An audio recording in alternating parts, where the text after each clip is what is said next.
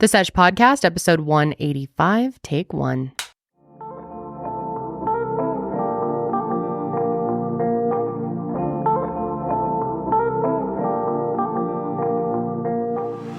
What up, players, and welcome back to The Sesh. I'm Kendall. I'm Janelle. And we are joined by someone new today. Not Karelly and Sydney. We've got producer from Mile Higher, Ian. Meow, meow, meow, meow, meow, meow. Hi guys. How you doing today, Ian?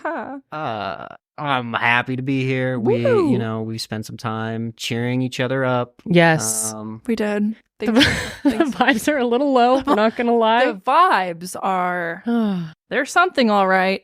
Everything just feels off today. The whole country seems fucked. Fucked would be the good word I'd have to describe it. The Supreme Court just ruled an hour ago? Yeah. That felons are chilling, it doesn't matter. Anything. Granted Trump immunity. Dope. Yeah. Yeah. It feels like we're in a fucked up movie. It's that's like just Black Mirror. Gets worse and worse. But hey, it's July 4th this week, so we're proud to be an American, where at least we know we're free. Until November. And we have two candidates who look like they just may die. But that's all. That's America for you. Yeah. Cheers, honey. Amazing. To being American. God. Yeah, Karelly and Sydney are out today. Yep. They're both super sick. Yeah, they're both sick. They're really bad. So Ian Fevers was nice enough chills. to join us. Yeah, we're so excited to have you, Ian. We are excited. I'm sick too, just so you guys know. You're sick You're too? sick? Count on. I was my like, God. oh, I was like, fuck. you don't seem sick. No, I'm just fucking with you. You got me. Got him. Anyways, yeah, it's a beautiful day, July 4th. 1st, the sun is shining. Yep. And The sun is actually not shining. It's not? No, it's horrible out. Okay, I haven't opened my eyes wide enough because I'm half asleep. Yeah. I was in Miami all weekend. In Miami, bitch. I'm in Miami, bitch. Miami is one of the craziest places I've ever visited, I might say. It is wild. You thought any other place in Florida? No. Nothing on Miami. Yeah. Miami is like a whole world within itself, I will say. Yes. I was there because one of my friends had a bachelorette trip, and I had never been to Miami. I've been to Florida a million times, but never Miami. I had a great time, but yeah, crazy. It's just people are just do whatever the fuck they want down there, essentially. That is the anthem of Miami. I was scared getting in Ubers because people don't drive at all with any rules. They just honk and flip each other off and yell at each other and Pure then just chaos. keep going. Nothing sleeps. Everyone's up doing Nothing drugs sleeps. and drinking till 8 a.m. and then they just do it again the next day. So that's great. Now I did have a small scare on the way there. Scare? What happened? I'll tell you. So me and Steph, the one that's getting married, we get on our plane, okay?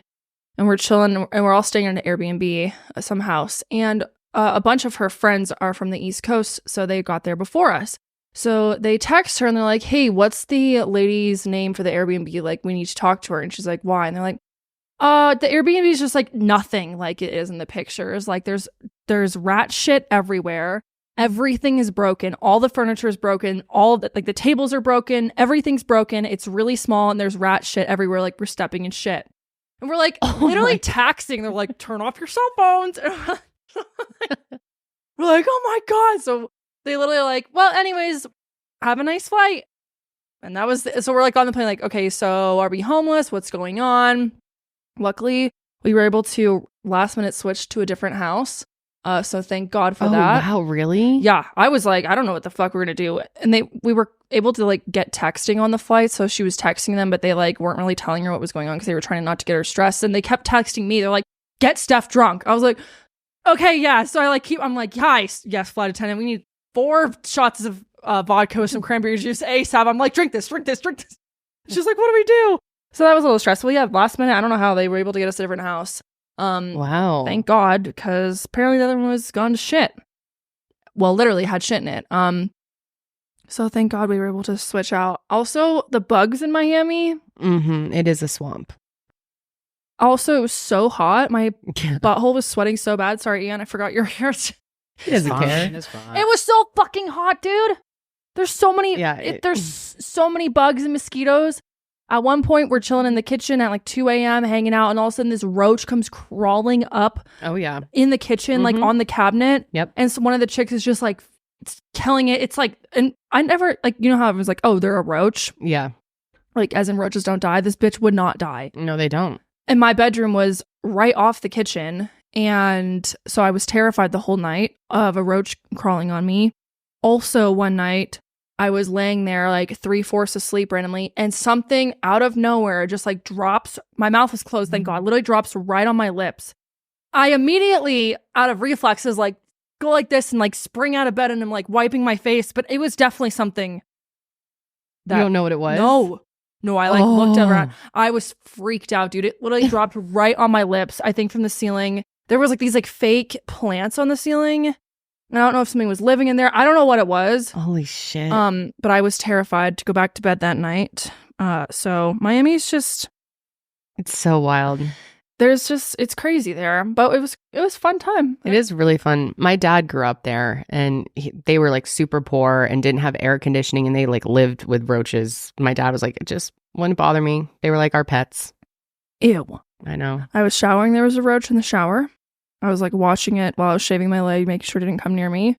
Then one of the girls was like, oh yeah, because she grew up in Miami. She's like, oh yeah, one time I wrapped myself around a towel and felt something crawl up my body, up my neck. She's like, there was a roach in my towel. Oh my God. So I was like, I'm done complaining about moths that we get in Colorado, because I'd Are rather you really have done? I'm not done, but I'm done for now. You know. Okay. All right. For this summer? I'm done for this summer. Taking a break.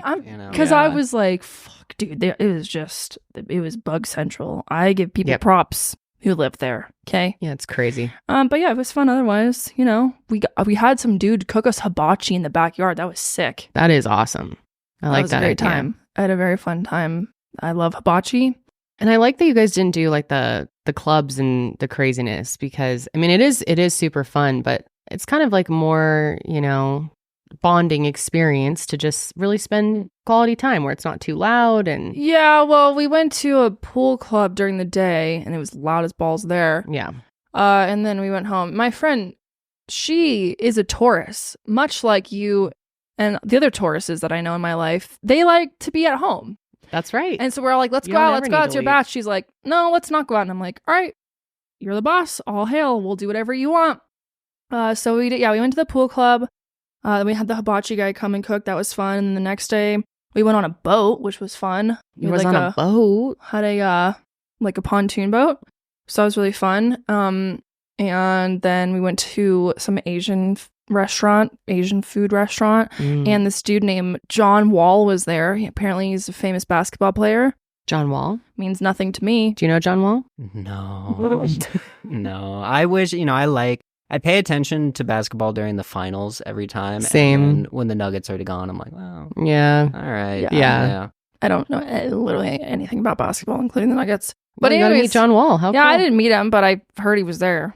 It means nothing to me. And then and then I went to bed. This is tragic for me because I love to sleep, but we got home at like 1 a.m. from dinner because dinner took forever and it was a whole ordeal. We get home, they're like, oh, we should go out because apparently like nothing closes in Miami. No. Not really. Like in Colorado, everything's closed by 2 a.m. Nothing closes in Miami. So they're like, oh, let's go out. I'm like, it's 2 a.m. Luckily, we decided not to go out, but then I had to help clean the Airbnb, pack all my shit because I had a flight the next morning. So I went to bed at 3 a.m. I set my alarm for 6. So woke up to that after 3 hours of sleep. Went to the airport, and they're like, oh, your flight's delayed an hour and a half. I'm like, oh, dope. So I'm at the airport, and it's like another hour. Oh, So we my finally God, get on that's the flight. Worst, especially when you're tired. And you want to go home? Oh, so bad. So we finally get on the flight, and they're like, we have to do a bunch of paperwork. What paperwork are you doing to get on a flight? Like, Yeah, you'd think that would be done. no, had to do a bunch. There's going to be another hour. So we're sitting on the tarmac for an hour. Then it starts to rain, and I'm like, oh, another Gotta hour. wait, yeah. I Wow, almost so like cried. 6 hours total of waiting. I almost cried. I didn't, though. I was being really brave. Good. Anyways, I got Proud of you. home, went immediately to my bed, woke up at like 6 p.m. John was like, I have sushi. I said, I will eat that in bed. And then I went back to bed. And now I'm Amazing. here. So we're glad you're here. You definitely do seem very drained and tired. I am tired. And I leave again in 3 days to go to Seattle. Oh, yeah. I forgot. So God, you're living the wild life I these am, days. because usually I don't do anything. So I've been gone every weekend for the past month. You're going to go see Odessa, right? Yes. That's seeing awesome. Odessa because I was going to see him in Boulder, but I was in Miami when they were here. So I got tickets to see them at the Gorge in Washington, which I've heard is a really fucking cool venue. So I'm excited.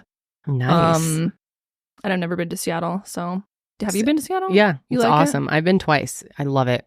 Love It looks really cool. Yeah. I don't think I could live there because it's so rainy and dreary That's what most of the I've year, heard. but when it's sunny, it's beautiful. I looked and they said that this time of year is the time to go because it's usually pretty sunny and warm. Yep. So excited about that. It kind of reminds me of Denver with water, Yeah. but better. Okay. Yeah. But yeah, I don't think I could live there because I've heard it rains all the time. And It's talk about seasonal depression. yeah, no, I'm used to it being sunny all the time. Yeah. So I think you're going to like it. It's fun. You got to go to Pike's Peak Market. No, Peaks Market. Pike Place Market. Pike Place. That's what it Yes. is. Yep. And then you got to see the dudes throw the fish. That's like the classic thing to do. Right. Go check out the gum wall. Oh yeah, I saw TikTok on that. Mhm. TikTok Yeah, it's actually kind of cool. It just looks fun. looks disgusting. Don't touch it, but I don't know. There's something about it. It's just fun. It looks cool. Okay. Yeah, I love Seattle. Yeah, I am excited to go. The It'll first be time I fun. went, I was like, I'm moving here. But I could see that. Yeah, I don't know. Started looking more into the weather thing and how many people actually buy those lights for their houses to, Oh, I've to deal seen with those. for the seasonal depression stuff. Yeah, I don't know exactly Yeah. what they do, but My friend lived in Portland. He still lives in Portland. He's leaving now, though, thank God. And he lived in a basement unit with Ooh. no windows at all. oh my God, in Seattle of all places. No, Oregon. Oh, In sorry. Portland. But still, right. the same bullshit. Yeah, applies. same very thing. similar. And he bought one of those lights, and he told me one night, like, he would literally, like, just held it. I'm like, dude, Oh, so That sounds like so pure sad. despair. Seriously. like, it's Mhm. despicable. That whole place. I've only been to Portland once, and I was just like, this is despicable. I feel bad. Really? Despicable. It's despicable. It's despicable. I've always heard Portland's great. No? It is great. I mean, honestly, I get it. I get why people like it because there's a bunch of good food and all Yeah. that. But it's just so dreary. Yes. It's dreary as Mhm. fuck. Hell no, dude. I could not. I have to All have the sunshine. time. Yeah. No, they go like days and days and days, No. months without No. sun. And just Ew. rain. You got to have your umbrella with you at all times. I don't even own an umbrella. Really? No one uses an umbrella in Colorado. Oh, I do. It never rains long enough. I've got like 4 umbrellas at It the rains front door. for like literally 10 minutes at a time, then it's sunny again. True. like, but I'll just sometimes you gotta run- leave and get your umbrella. No. Anyways, yeah, I'm excited. But Well, I was just gonna say, do you guys believe in umbrella politics? Like when you're walking on the street, what is this? umbrella politics. I've It's never like, heard of that. If it's a super rainy day, you're walking on the street, where you hold your umbrella when you pass someone else. Do you keep it at the same level or do you put it above them? So When don't- you pass Yeah, when you someone. pass someone. Oh, interesting. I've never thought about that because we don't have to We don't deal with have that. I that guess in much. theory you should raise it.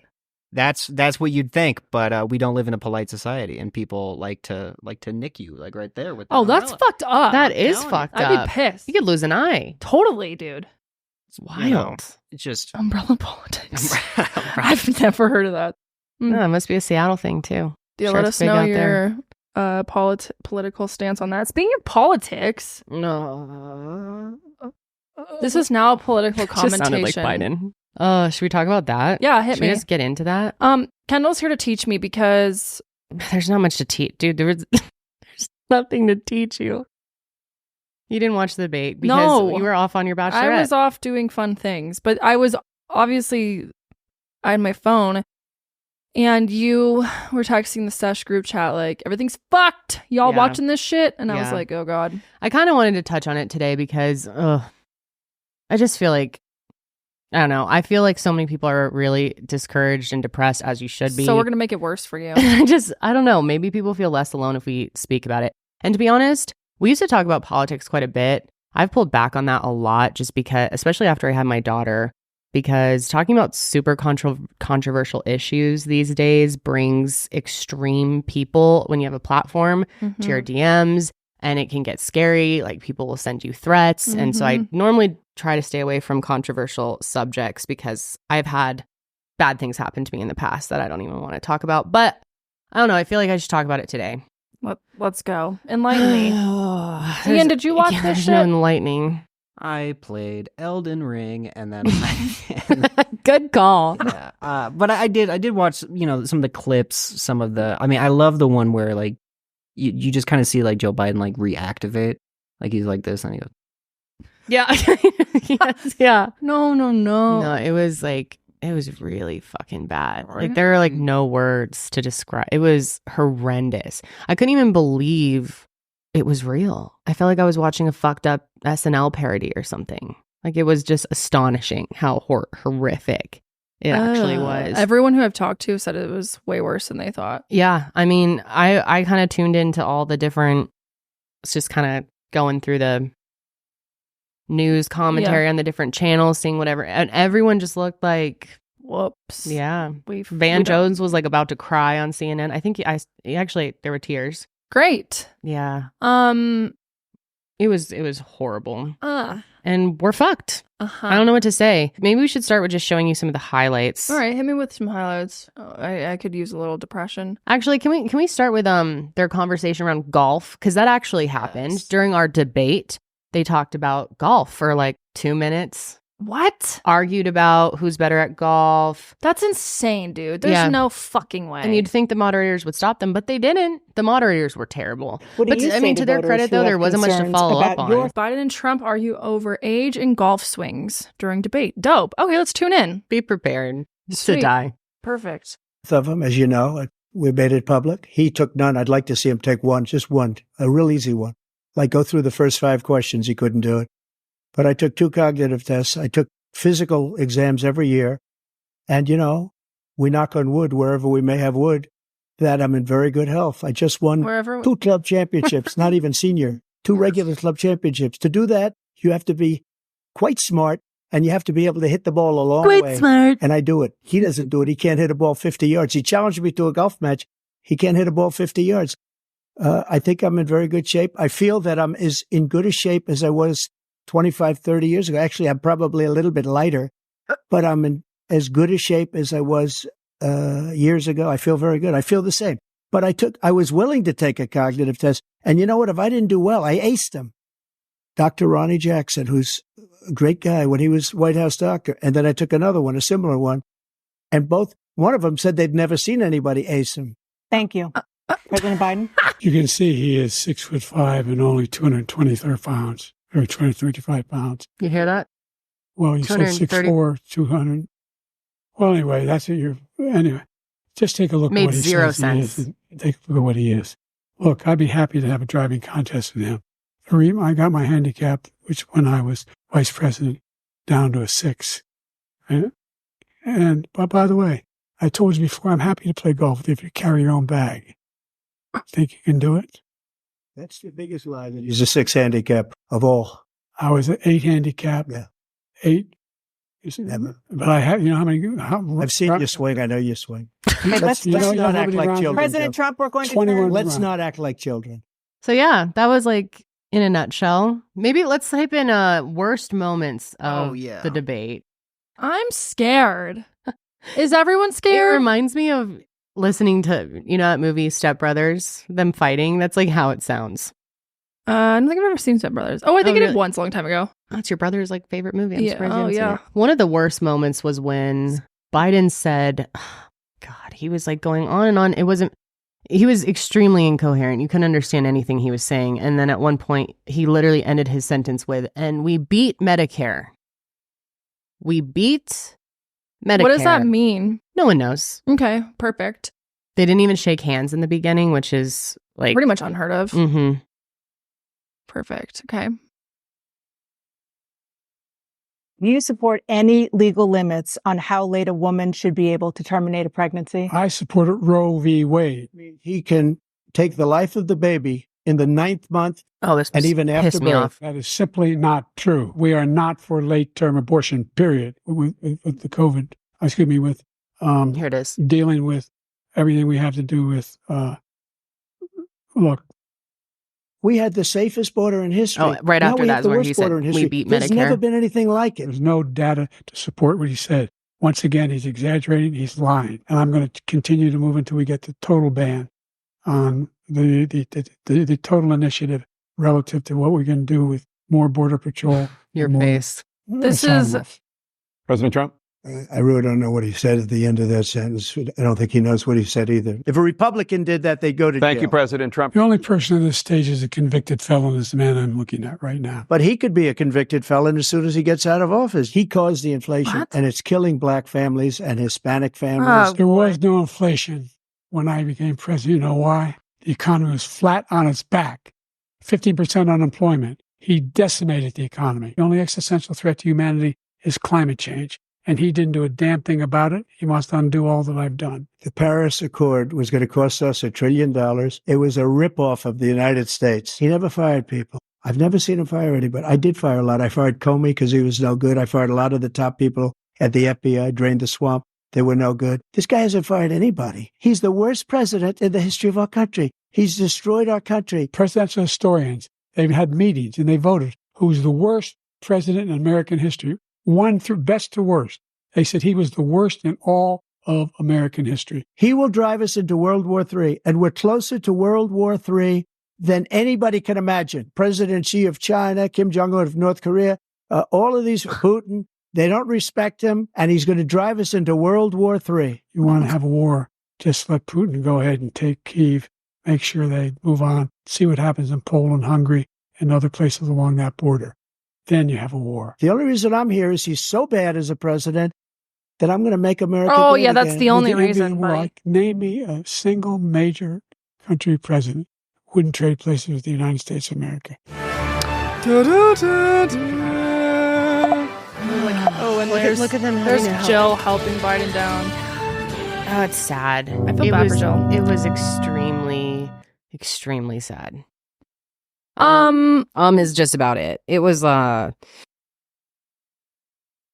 did we get here? I don't know. I've never felt so hopeless about the future of this country, truly. This is so unfair to Americans. Mm-hmm. Like, this is literally what we have. Yep. I thought This that is looks like straight up an best SNL options. skit. Yep. Yep. We have a convicted felon who is how old is he?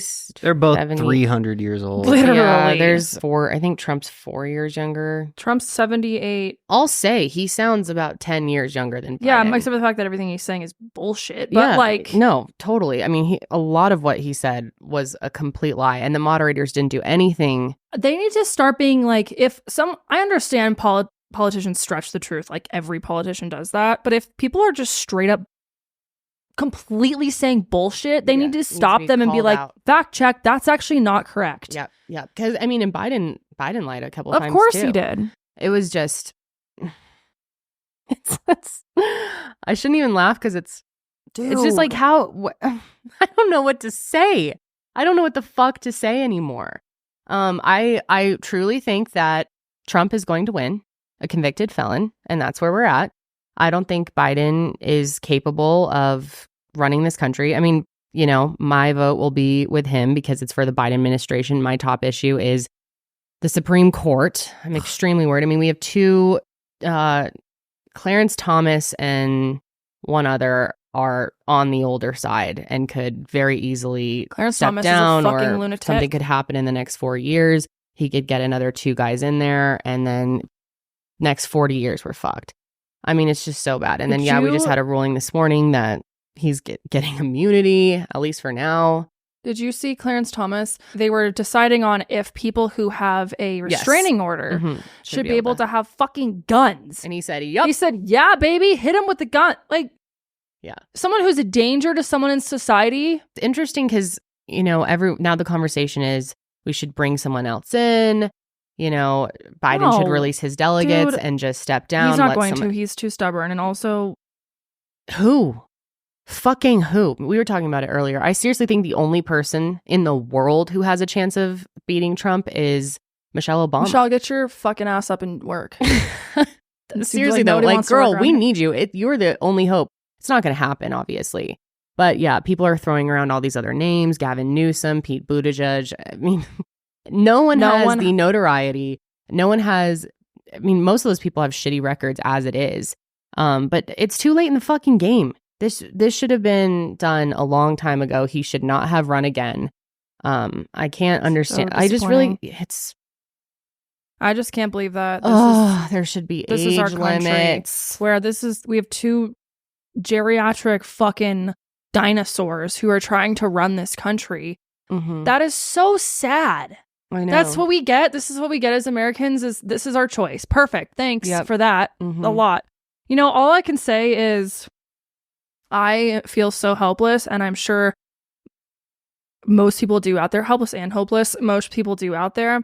All I'm going to say is please vote not for the candidate, but for the policies that their establishment is trying to represent. And think of it like that. For the administration. And for the administration. And for the future of the Supreme Court. I really think that is the most dire issue here. I get it. Like, both of them are fucked, and I understand where a lot of people are coming from. I do too. But absolutely. not voting and I know this is fucked up, but voting third party, in my opinion, at least right now, we are too dire to do that. Yeah. So please vote for the administration. Yeah. And that's all I'm going to say on that. I completely agree. I really feel like, I don't know. I hate even saying that, but I think we're going to get 4 more years of Trump. Knock on wood. I don't know what I would do. I shouldn't even say that, right? I just feel that hopeless. His base is so behind him, and no one is excited about Biden. I know. Nobody. Which, again, I get. Don't vote for Biden. Vote against Trump. That's all I'm going to say. Okay? No, I completely agree with that. And that's what I'll be doing. But it's truly disappointing. Like, how... Dude, the rest of the world's probably like, haha, this is the funniest thing I've ever seen. They are. It's yeah, the debate was... Afterwards, I was so stunned. I was just laying in bed, like, having, like, an existential crisis. Like, this is really where we are at. Are they having another one? I believe so, yes. Well, the convention's coming up soon, too. Oh, right. There is talk rumors, but of Biden basically, like the Biden camp not agreeing to any more debates. Well, that's a really great look. It says the second one is going to be September 10th. You were telling me earlier the debate coaches. Yes. What did they say? So Biden's debate coaches, I don't know who they did an interview with, but they basically were saying, like, we rehearsed these answers with you for weeks leading up to this. Why did you give completely new answers on the debate stage? And it's because, he's like, I don't know what kind of drug cocktail they have him on to keep him alive. Yeah. But yeah, it's because he's just not there. He's not there. No, his mental capacity is so diminished. It's sad to watch. It almost feels like elder abuse to have this guy out here doing this. This dude should be living off his last years with his family in private, not trying to run the fucking country. Why would you want to do this? Why? And then, it's like, chances are, if he were to make it in, we'd probably have Kamala, who I'm not a fan of, who I feel like has barely been around. What has she done? God. Yeah, it was wild that too. He said, if I'm reelected, I will reinstate Roe versus Wade. Dude, you can't. You're president now. But you can't do that. I know. You can't do that, but... Do people not understand how this works? I'm so sick of people being like, oh, you're president. Like, yeah, but he literally can't. Yeah, yes. No, that's very true. But for him to even say that... Right. Well, they always say that. It's just this baseless promise to people who don't understand that he doesn't even have the power to do that. But it's like, that comes across to the average voter as, well, what the fuck? Why haven't you already done it if you have the power to do that? Right. And all I have to say about that is, RGB, I'm a little disappointed that you didn't bail before. Oh, I think we all are. That was really I'm really sick of these egotistical, selfish people who are too stubborn and prideful to do what is the right thing to do. And we're all going to suffer for years and years and years because of it, especially if Trump gets reelected. Probably going to get 2 more people unless you are a very wealthy white male, you will be negatively impacted. Mm-hmm. And that's all I'm going to fucking say about that. Yeah, I completely agree. I don't know. It doesn't feel like... I don't know. I wish I had like something hopeful to say and to rally people and... Please vote. Yeah. That's all I can say is... Like, just Just do it for the administration. Do it for the administration. Do it for the long-term effects and the ripple effects that could happen. But the bar is so incredibly low. Yep. I mean, this is... We're really going to accept this from now on? These are our two options? I don't know what else to do. I don't know either. And that's like how they want it. No, it's been this is a rigged two-party for a country. very long time. Yeah. That's how it is. I go back to all the time, we don't need a president. I don't understand. They're just a puppet anyway, and whatever. Why don't we all just vote on each individual issue as a country? That's what I'm saying. Mail it out once a year. Yes, no, yes, no, yes, no, majority win. Also, the whole like 2-term thing is bullshit to me because it's like, okay, so, you know, on the first term for someone, they spend at least a quarter, if not half of their time only worrying about being reelected. Right. Like, I think it should be you have 1 term, maybe it's 6 years or something instead of, you know, potential 2 terms for 8. But I think the whole like reelected thing is, in my opinion, so it wastes their time because they're just focused on trying to get reelected versus actually. So you think it should be 1 term?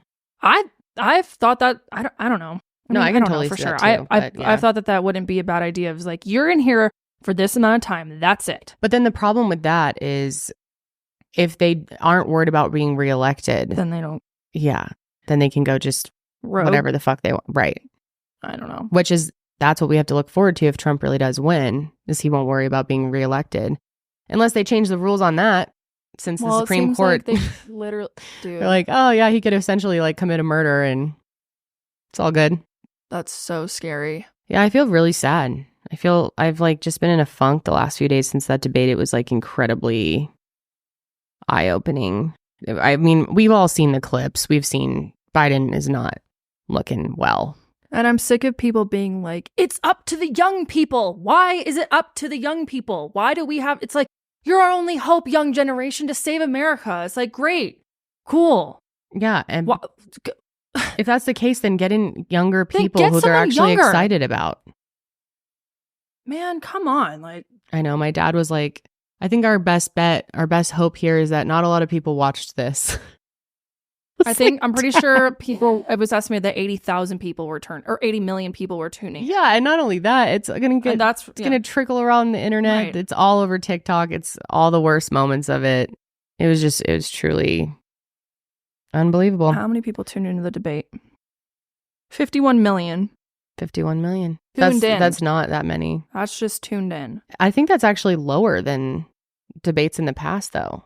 Because like most people, I mean, you didn't watch it live. I think most people just watch the highlights. I think so. I mean, for 25-year-old men and older, Elden Ring came out that weekend. I really think there were other priorities. I get it. And I think people are so just like turned off and depressed. Like people have like really mentally checked out for the last couple of years. I used to be super, like in high school, I used to be like insanely political. Same dude. I was so into it, following the news constantly. It was always on. The 2016 election was like my Super Bowl for like a year. I was obsessed. Yeah. I went to the primaries and like I was a delegate for Bernie. That's how. Oh, that's awesome, dude. Man. We were hardcore for Bernie too. Yeah. Did you go to the when he came to Denver?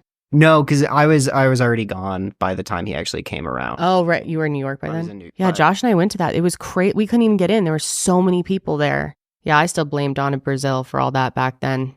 I think it was her fault because Hillary was such a bad candidate and whatever. I'm just going over old shit, but. It says, in comparison, 73.1 million viewers watched the first presidential debate of 2020 between Trump and Biden. The ratings from Thursday night's debate reflect a 35% drop. From 2020. But again, I don't know really how they could watched it live, but there's a million clips going around, so I don't know how you really so many account people for that. will see it. I also think with the 2020 debate, like that was COVID. Like we were inside. Totally. We had nothing else to do. Exactly. You know what was unreal too is there's a lot of clips going on right now just showing the 2008 debate of Romney and Obama. No, that was McCain and Obama. But then, yeah, it was 2012 was Romney, Obama. But there's clips from both of them, and they were both so respectful. So, God, it was amazing to hear like people who are mentally capable speaking on a stage, having a productive conversation. I was like, oh, damn it, I loved John McCain. I think I'm a Mitt Romney fan looking back at these clips. I'd way rather have him than any of these. And then just Obama was just such step above. I mean, oh my God. There's clips like going back and forth between the two and showing the differences. And it's just astounding.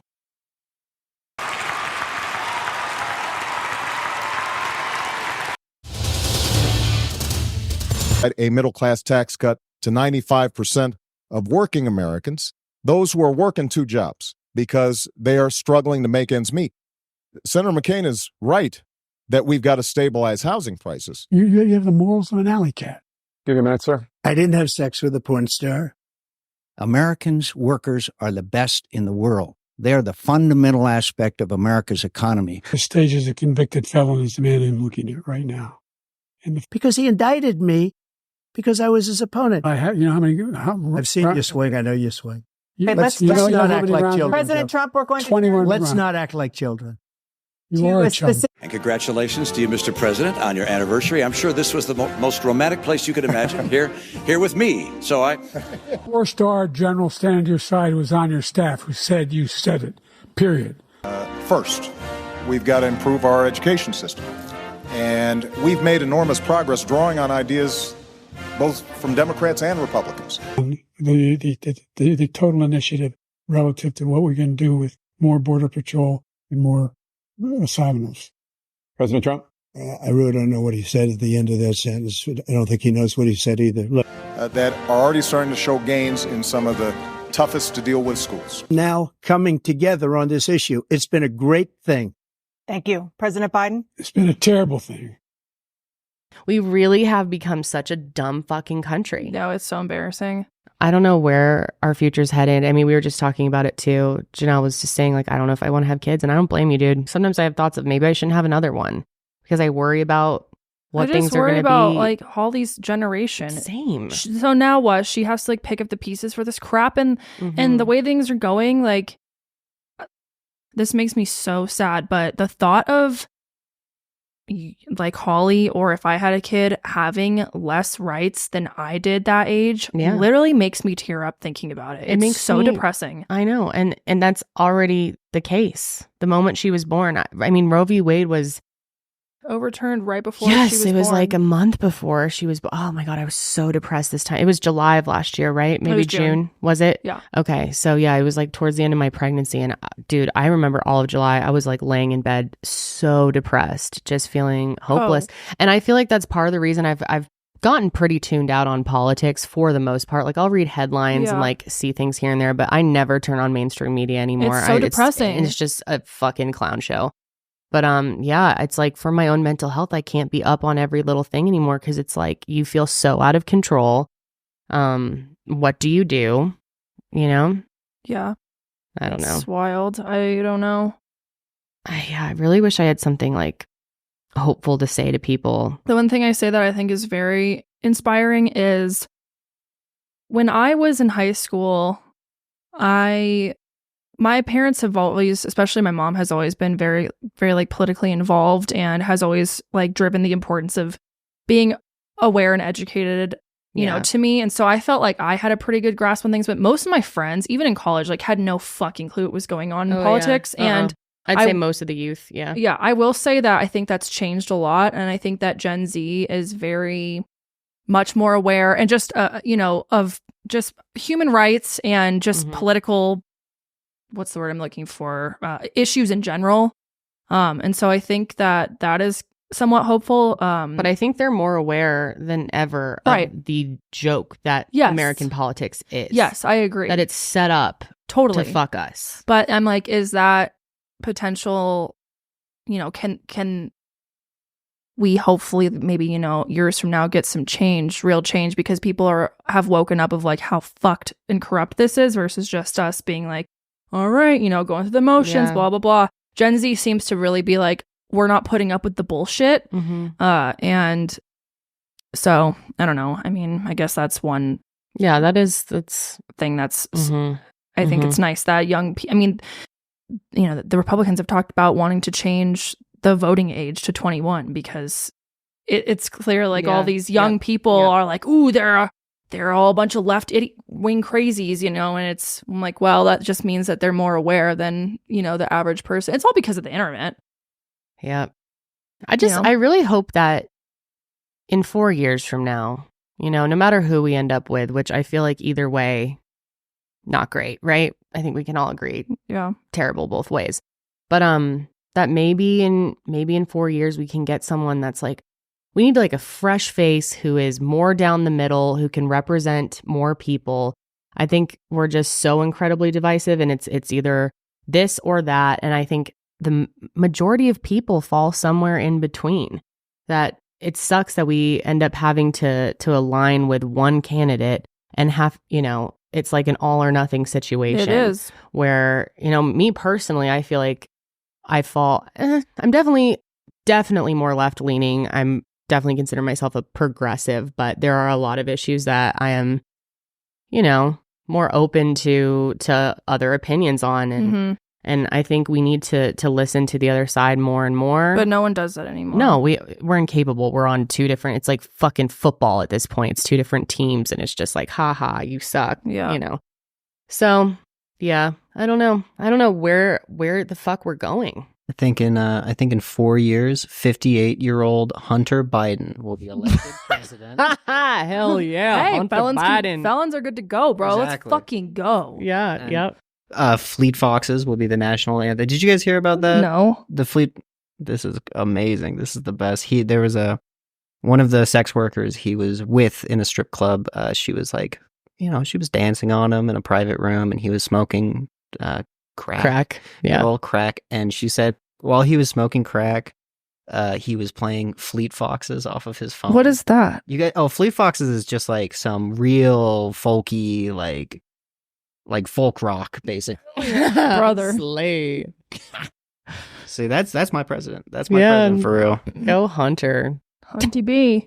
So what This the is fuck? So depressing. Yeah, I know. I don't know. I really don't. Maybe It's I'll kind just of funny move. that like people get so pissed about Hunter Biden, and his charge was a legal firearm. Mhm. It's like interesting that y'all are so upset about that. Right. But yeah, no, it's just Yeah. Maybe smoking we'll that move. crack. I will say though, like having your sister and mother die in a car accident and your brother die of cancer seems like Yeah. enough good reason to smoke crack. Yeah. To Yeah. I'd be smoking crack. I'd be smoking. Right? I'd be doing the old crack yeah. pipe. Yeah. Absolutely. People are like, let's just move to a different country. I'm like, how? No one wants us. No. You can't just like go to Canada. I know. It's been the ongoing joke. It's just. Didn't you say in your vows you'd move to Canada? I did. That was 4 because I years did ago. not Let's think there was fucking a go, buddy. chance Trump was going to win. I No. thought it was like a funny little moment. It's just a Yeah. bit. Yep. It's not a bit. America feels like it's a one giant bit. It really does. I do have one funny Trump joke. Hit me. For you. He's apparently, because I was listening to that podcast, and he asked the crowd, like, do we call him Crooked Joe or do we call him Sleepy Joe? And everyone was like, Sleepy Joe, Sleepy Joe. And he was like, but I like Crooked Joe. And then he was like, I no longer call Hillary Crooked Hillary. Now it's Crooked Joe. Now I call her Beautiful Hillary. Trump said that? Trump said that. At the debate? No. No, this podcast. What's the podcast? It's TrueAnon, if anyone. TrueAnon. But they're extremely left leaning. Like, They had it, and Trump went on that? no. No. They Oh, went to a rally. God, It I was was a rally. Ah, yeah. I see. Yeah, because they were like, "What's it like? Like honestly, what's it Yeah. like going to a Trump rally?" And they said there were a lot of young people, which is Yeah. Christ. Yeah. I don't think people understand it. His base is so huge Mhm. and so motivated. Remember how he said I could shoot someone on 5th Avenue and nothing would happen? Remember he said grab him by That's the pussy? fucking true. I forgot about grab him by the yeah. pussy. That was good, too. I feel like at this point, I just have to laugh a little bit. And it feels fucked up because it's like so dire, but what do we even do anymore? We have to, like, what do we do? Vote. Yeah, show up and vote. That's it. I know it's like the worst thing to hear. It's annoying, and it doesn't feel great, but Well, it's just like, yeah, I don't know. vote for the I don't want to Supreme like Court. piss off anyone in our audience. I know like politics is so divisive, and like it's your right to vote for whoever you want and support whoever you want. That's America. So yeah, it's just our thoughts. But yeah, I certainly see. I don't know. I mean, I certainly don't see the light at the end of the tunnel. No, I don't. I don't know. It was just like, it was really a smack in the face seeing Biden like that. It was a bad night for him. I'm really glad that I wasn't there to watch that. And I won't be watching anymore. I think what I saw was enough. Yeah, I think that was enough. Yeah. Mm-hmm. Yeah. The Beat Medicaid really got me, or Beat Medicare. I was like, what the fuck are you talking about? And then at one point, Trump said, black jobs. Black jobs. What? Yeah. Like jobs for black people? Well, that's assuming, yeah. Okay. Mm-hmm. What is a black job? Huh. That's really concerning. Oh, yeah. It's all very concerning. I'm concerned. All right. Oh, sorry, guys. We like to have fun in the show. We normally don't like to get into like more serious, controversial topics because it brings down the mood. And this show, we designed this show to be fun because all of our other shows can be very dark, very depressing. We're talking about heavy topics and it can take a real mental toll. So I wanted to make this show for fun. But sometimes I feel like we just got to touch on this. I mean, it's weighing heavy on my mind. I think it's weighing heavy on the entire country's collective mind. So, yeah. Well, we're going to see what happens. Yeah, we'll see. Mm-hmm. The roller coaster continues. All right, people. Let's try to lighten the mood here. We got to have some laughter to keep our sanity here. I was a little bit lighter, if anything. Sorry. Actually, yeah, a little bit lighter. 25 pounds. God. I just wanted to beat my head into the wall during that whole thing. Okay. But we're not beating our head into the wall today. No. This is the sesh. We try to bring the laughs. We try to have fun. It's time to raffle. We do have some interesting stories. Now, this one, a story of inspiration. This is inspiration. I wanted to talk about this because it's amazing to me when things like this happen. Agreed. Okay. So there was a missing hiker that was found alive in Northern California in the mountains after 10 days of being out there, my dude. This guy, 34-year-old Lucas McClish, he was rescued after getting lost in the woods for 9 nights and 10 days while on a hike in the Santa Cruz Mountains. This happened on June 11th. He headed out for a hike that he intended to be 3 hours on his way to work. My first question is, who does a 3-hour hike That's before my first work? question. That's my main question. That's impressive, my dude. Take him about 3 hours on his way to work. And then go to work. So I have a lot of questions on that, sir. Yeah, I do too. A, do you have to do this? Like, is that your only mode of transportation? Maybe he's like, he doesn't have a car, can't take public transportation or something. I don't know. It could be. I think it was just like, or is he likes just to an hike. overachiever? I think it's like just he really enjoys it. Good for his mental health, type thing. You could all use a 3-hour. Imagine if it was like, all right, you need to wake up at 5 a.m. today and do a 3-hour hike before you come into work. Yeah. I can really walk my ass to the fucking toilet before my work. Seriously. So hats off to this guy. But he left with just the clothes that he was wearing, hiking boots, a flashlight, and some scissors. He said specifically, I didn't bring anything because I thought I was doing this 3-hour hike to go to work. Bro. So maybe it was just on the way to work. I don't know. Maybe he didn't have another mode of transportation or maybe just wanted to hike. I don't really know. But he says a big reason he believes he got lost was because of the recent wildfires and the damage that they caused to local landmarks. So it was confusing. I could totally see how that would happen. So I'm guessing that this isn't like an everyday thing how he gets to work. Okay. Maybe it was just all right, a one-off fun challenge. It's like those people who fucking swim in reservoirs in the morning. In the morning. Dude, our uncle who lives in San Diego, I don't know if he still does it, but he used to go surfing every day at 5 a.m. Yep. Well, he lives by the surf, man. So according to his family, they had no idea that he was missing until he didn't show up for a Father's Day dinner that they had planned as a family for June 16th. So at that point, he had already been lost for 5 days and no one realized this guy was missing. I am curious which is how. sad. He had a job, though. Yeah. So were they like, oh, he's a no call, no show? Yeah, I don't know what kind of job he has or what the details were there, but maybe you'd think after 5 days you'd get worried, right? Yeah, I'd be worried. But yeah, no one, like maybe neighbors, some friends. It's kind of sad thinking that no one realized this guy was out there for so long. Yeah. And I'm sure he was going through his mind, like, does no one know? Like, who? I can't think of much worse. No, me either. terrible than to be randomly lost in the woods. No, that's quite an adventure. But yeah, amazing story here. Because Boulder Creek and Fire Protection District Chief Mark Bingham said that the area had very steep terrain with large boulders that blocked the rescuers' view, and that the canyon's thick tree canopies also made it difficult for helicopters to see anything.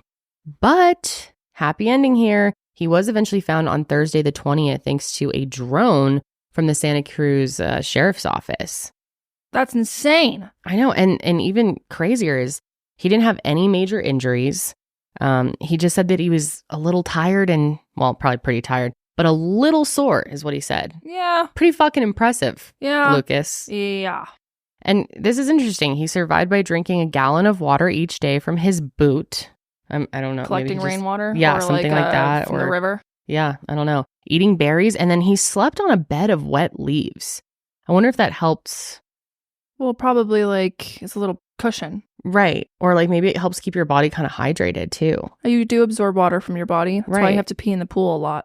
Actually, I don't know if that's true or if that's just a fib someone told me once. But you know how when you're swimming, you have to pee all the time? I think that's true. Every time I used to be a big bath taker.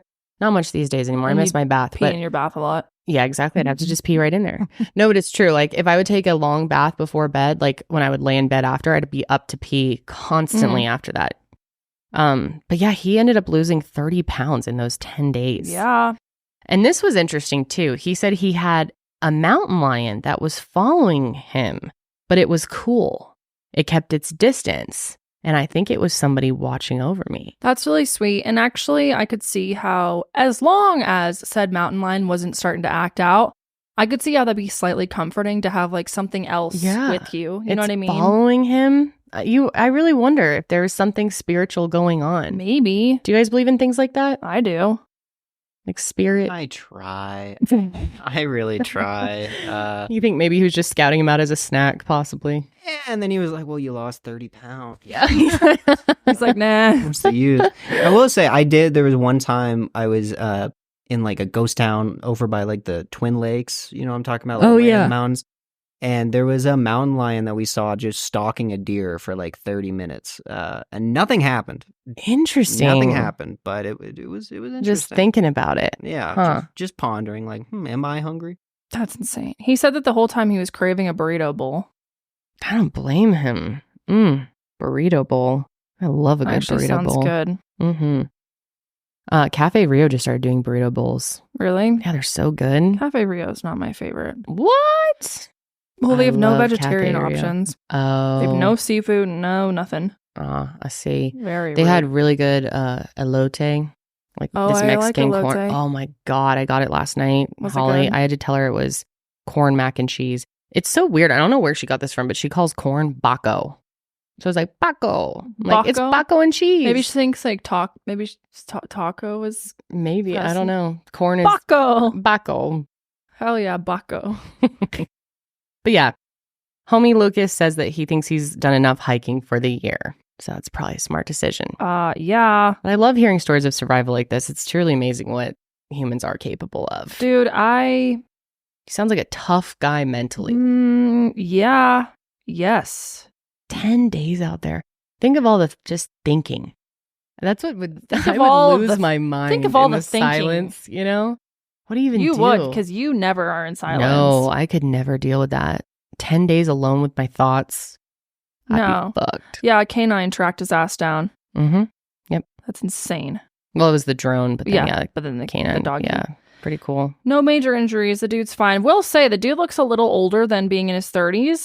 But no hate because he's out there for 10 fucking days. Yeah, that's after being in there 10 days. I'm sure he doesn't normally look like that. Needs a little shower, perhaps. Yeah, and then he kept talking about how just amazing it was to see all these people out looking for him. He was just amazed by the sheer number of people who cared and were, spending their time. I'm sure the gratitude must hit you like oh my God. crazy, like seeing someone after all that time that they're coming to help you. I can't even imagine. There used to be this show called, I think it was called like I Shouldn't Be Alive or something, and it was just crazy stories of people somehow getting lost and then becoming found. And I was watching this one where this couple was on this boat they were just taking out to the ocean for the day.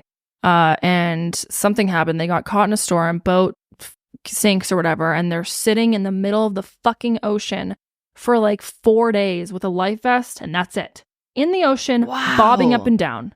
And they were like, yeah, at one point there was like sharks swimming around us and like, you know, sun up, sun down. It's pitch black. They're in the middle of the ocean, floating, pitch black, no water, floating with life vests. Just the two of them. Crazy. And I would just want to die. Eventually they were found. They also said at one point there were sharks circling them, and then out of nowhere, dolphins came and like scared them off. I was gonna ask. Yep, the dolphins will like they'll swim around you. But then I'm like, it's giving the whole like that is such a sign. I'd be a believer in God then if that was me. Yeah, seriously, believer in something higher power. Yeah. Oh, I can't. There was this other one I was watching of these two dudes that were, again, they were like on a boat. The boat gets fucked. They swim to an island. They're laying on the island for like 5 days, no water. This island's got like it's totally deserted and has like tons of predators. They're so dehydrated and malnourished that they start hallucinating, and they're hallucinating that people are coming to save them and stuff. No one's coming to save them. Finally someone finds them, and I truly can't imagine anything much worse. No, I can't either. God, that's so scary. But I really want to know what this dude's job was. Yeah, I do too. I'm curious about his job. Maybe more information will come out by the time this episode goes up. But as of right now, I don't believe we know if what job he was hiking to and stuff. Probably worked at Google. Probably. Yes. Worked at Google. Yeah, that is absolutely insane. It really is. Inspirational story though. Hey, humans are capable of a lot. Yeah, the instinct to survive, man. Mm-hmm. You know what I mean? I know I'm not built like that because like you guys were talking about the gratitude you'd feel for all the people there, and I'd probably be like, oh my God, my brother's here, my dad's here. My fucking ex isn't though, you know. Oh my God. She doesn't give a shit about me. Just your first thought. Like, I thought you would show up now. Dude, seriously. We're definitely not getting back together, you bitch. That is so funny. I don't know, man. I don't know either. Shouts out to this dude, Lucas, though. Yeah. What a G. What a fucking G. Anyways, next up on our list, though, it has to do with Mr. Elon. Elon Ma.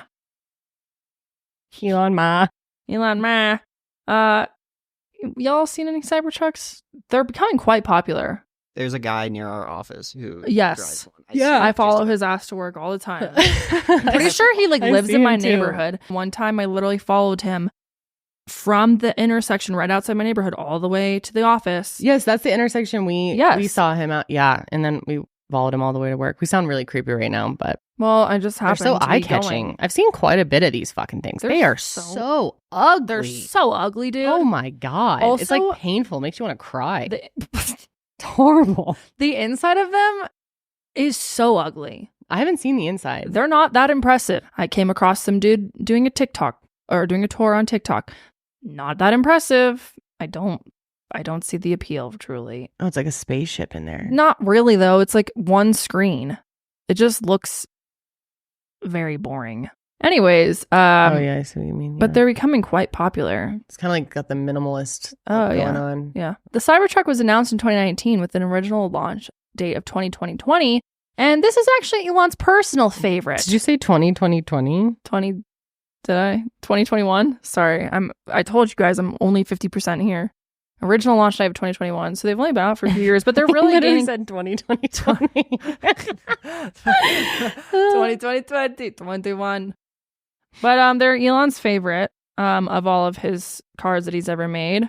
But unfortunately, they've run into a few speed bumps along the way. Well, didn't they have the whole issue where they can't go through the car wash? They have to be in car wash mode, or the car like gets completely ruined. Oh, there was ones where they didn't put them in car wash mode, and then they like wouldn't start up again. Mm-hmm. So people just like couldn't drive them, and the warranty's just done because you should have put it in car wash mode. Is that what it is? I think that's nice. Yeah. I'm not an expert on these cars, but that's what I've heard.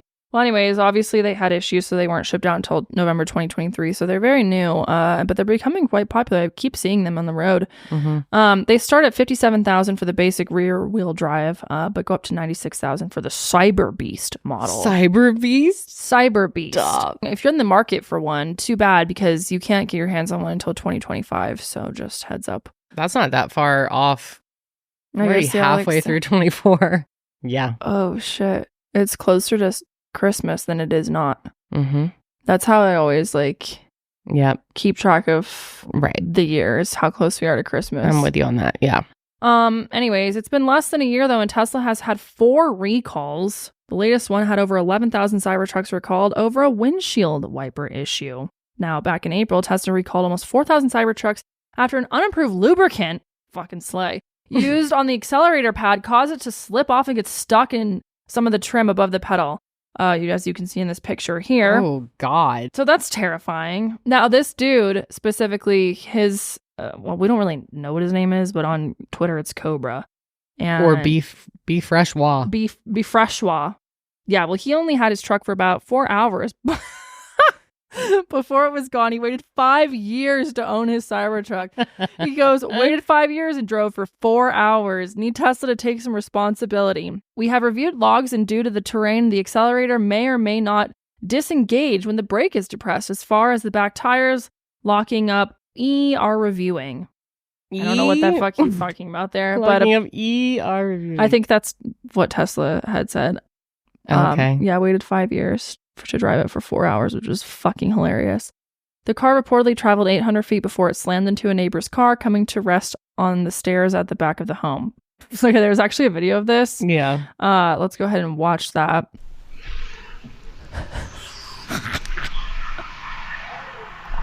Whoa. Oh my God. Oh, yikes. The accelerator got stuck. And the That's steering scary. was non-responsive. That could have been really bad. Yeah. Didn't slow down. Skid marked for almost 50 feet. While one motor was accelerating while the other set of wheels locked. Bro. So it hit the neighbor's truck and deck? Yeah. Luckily, truck was literally 4 hours old. Yeah. 4 hours old. And it might cost the owner $30,000 to repair. Yeah, but he has to wait up to a year for replacement parts because obviously you can't just go to AutoZone or some shit. Why would you want one of these stupid fucking things? I don't see the appeal at all. Because it's just to look different. It's just the new. Yeah. It's just a never before done type of thing. I think that people are into. Would you buy a Cybertruck, Ian? Hell fucking no. Hell no. I like cars that look like cars. I don't really like cars that look like shapes. Yeah, it's horrible. I don't even really understand how it's a truck. I don't either. I saw like a video of someone. It's like a coffin more than it is. It is, dude. It's a coffin on wheels. That's a despicable vehicle. I've said a lot of things that are despicable this episode, but that's a despicable vehicle. I said, how is the Cybertruck a truck? The Tesla Cybertruck is a full-size battery electric pickup truck with a number of features that make it a truck, including a bed, towing capacity, and payload. Can it have an open bed? I've only seen them closed. So then it's not really a truck, well, right? You can have trucks with closed beds. That's true, but isn't the truck have the option to have it open if you have to have something big in there that would need to stick out? I don't know. Ask Elon. Oh, actually you can. You can, I'm pretty sure you can take off the back part. I think the thing rolls up the back part and then you can use it as a truck. Yeah, Elon is really doing it to him though. Mm-hmm. I was keeping an eye out for Elon's yacht when I was in Miami. God, there's a lot of yachts out there, bro. People have money. Oh, yeah. When we were on the catamaran, we were driving by all these big fucking houses off of the... Oh, I've done it. Intercoastal. I know exactly what you're talking about. Yep. Mm-hmm. Massive. Mm-hmm. 30,000 square feet, $24 million I believe that's where DJ Khaled is and Diddy. Right in that area. Really? Diddy was on good old One Star Island. Yeah. Mm-hmm. What's One Star Island? Well, that was just the name of his island, but it's in that. It's in right. Yeah, it's right around there. Mm-hmm. Anyways, my grandparents used to live there. In one of those big ass. No. But in Pembroke Pines area. Damn. When my grandpa started he went to school and then started doing really well. He's wicked smart dude, but they came from nothing. Can't imagine. They've lived all over Florida. It's changed a ton down there since I was a kid too. Yeah, I would assume so. I was looking for Mar-a-Lago down there. Oh, but that's more like West Palm Beach area. Yeah. A little further north. Mm-hmm. Oh, Elon. Oh, Elon. Would you rather have Trump or Elon as president? That is... Just curious. Just a thought that popped in. I'd rather have Elon. Me too. Unfortunately, I'd rather have Elon, but that's a serious, like, gun That's is scary. loaded to my head sort of question. Yeah, totally. I did see a very funny tweet that someone was like, I think they were serious, but they were like, wife kicked me out the house, but it's all right because I can put a bed in my Cybertruck. And, like, hey, you can marry your Cybertruck. You can? If there's a will, there's a way, you know. Hey, remember the guy from like that did you ever watch that show, Ian, that on TLC it's like My Strange Addiction or My Strange Obsession or something? Love but there was that the guy show. that was like in love with his cars. Yeah. He would like make out with the cars Yeah. and that was interesting. I remember the episode, this is gross, but the episode of that was like the person who was addicted to coffee enemas. Yes. Wait, what? Yeah. I remember that Like sticking one. coffee up their butthole? Yep. Up their Mhm. butthole, yep. Yep. And they were addicted to it. Yeah. Oh, there's some crazy. Remember the lady that would What? like eat couch cushion? Yes. And light bulbs. Fucking the lady who would Yes. eat light bulbs is crazy. Yep. Dude, That's I'm like, crazy. are these real people? Or I did don't they know. like I don't know. I feel like there's probably going to be some degree of fakeness, but I don't know. They're doing it on camera and they look like they're used to it. So Do you guys have any secret things that might qualify you for that show? strange. I don't think so. Do you? I'm trying to think. No, not really. I am addicted to like popping my own pimples, but I feel like that's pretty normal. Yeah, that's very normal. That's the coolest shit on earth. Yeah, Yeah, it's seriously. pretty dope. Have you guys ever seen Extreme Cheapskates? Oh yeah, dude. No, what's that? Dude, Oh, you gotta check it Ian. out. Wait, okay, let's see. I feel like we can maybe watch a clip. Maybe. There's this one dude, Ian, who he has this hot tub. Oh, And he's the best one. He's trying to like save water or money on water bills. So he does everything in his hot tub. He bathes in it. Whoa. He cooks food in it. He like puts the ramen in a bowl and just floats it around until it heats. Yeah, he sous vides What's it. that? Oh yeah, exactly. Epic, dude. That's epic. He washes his clothes. He in washes there. his clothes in He does- there. and then his entire house has like no furniture and everything is like shrink wrapped because he doesn't want to like mess up his house at all. Yep. It was actually kind of a sad episode because his girlfriend was like leaving him over it, and it was just, it's crazy though. Like these people will dig things out of the trash to like they'll like try to like make a lobster meal, but go to like this seafood restaurant and then pull the extra lobster out. And Well, I will say, you know, people don't know how to eat lobster properly. There's quite a lot of meat left in there sometimes. that's true. That's what they were saying. I mean, you could be on it. There was this one chick who worked for an airline, and she would collect all the extra peanut bags from all the different, and then just put it in. At her house, she had this huge mason jar filled with just like peanuts from leftover, like half-eaten peanut bags. It was so crazy. Oh, and then there was one. God, there were some interesting ones. There was this one who was trying to, I don't know what she was doing, trying to like cut electricity costs or something. So she would cook in her dishwasher. Yes, that's what I was just gonna say. While running the dishes, she would like literally made a lasagna, Yep. covered it in foil, stuck it in the dishwasher with the dishes, and ran it. And she was like, "Yeah, the steam cooks the lasagna while I'm doing my dishes." Yep.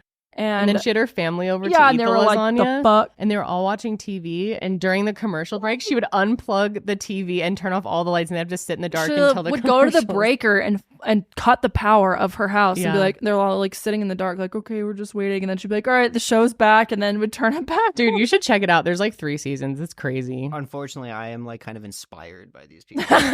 Holy Some of shit. them had good tips, not gonna lie. Yeah, like, you know, that's some life hack material. Yeah. Honestly. Like, Yep. This one guy would teach whole classes about how to like dumpster dive and pull food out and make these elaborate meals. Have you seen the TikToks of people going to the dumpsters of like malls, and there's like thousands of dollars of product? Oh yeah, I've seen Sephora that. product that's just unopened. Yep. Or Yeah, they like trash Bath and Body everything. Works. Bath and Body Works is, oh my God, when I used to work there, we would throw so much product out. It Why? felt so wrong. And I'd be like, can I just take this home? Why?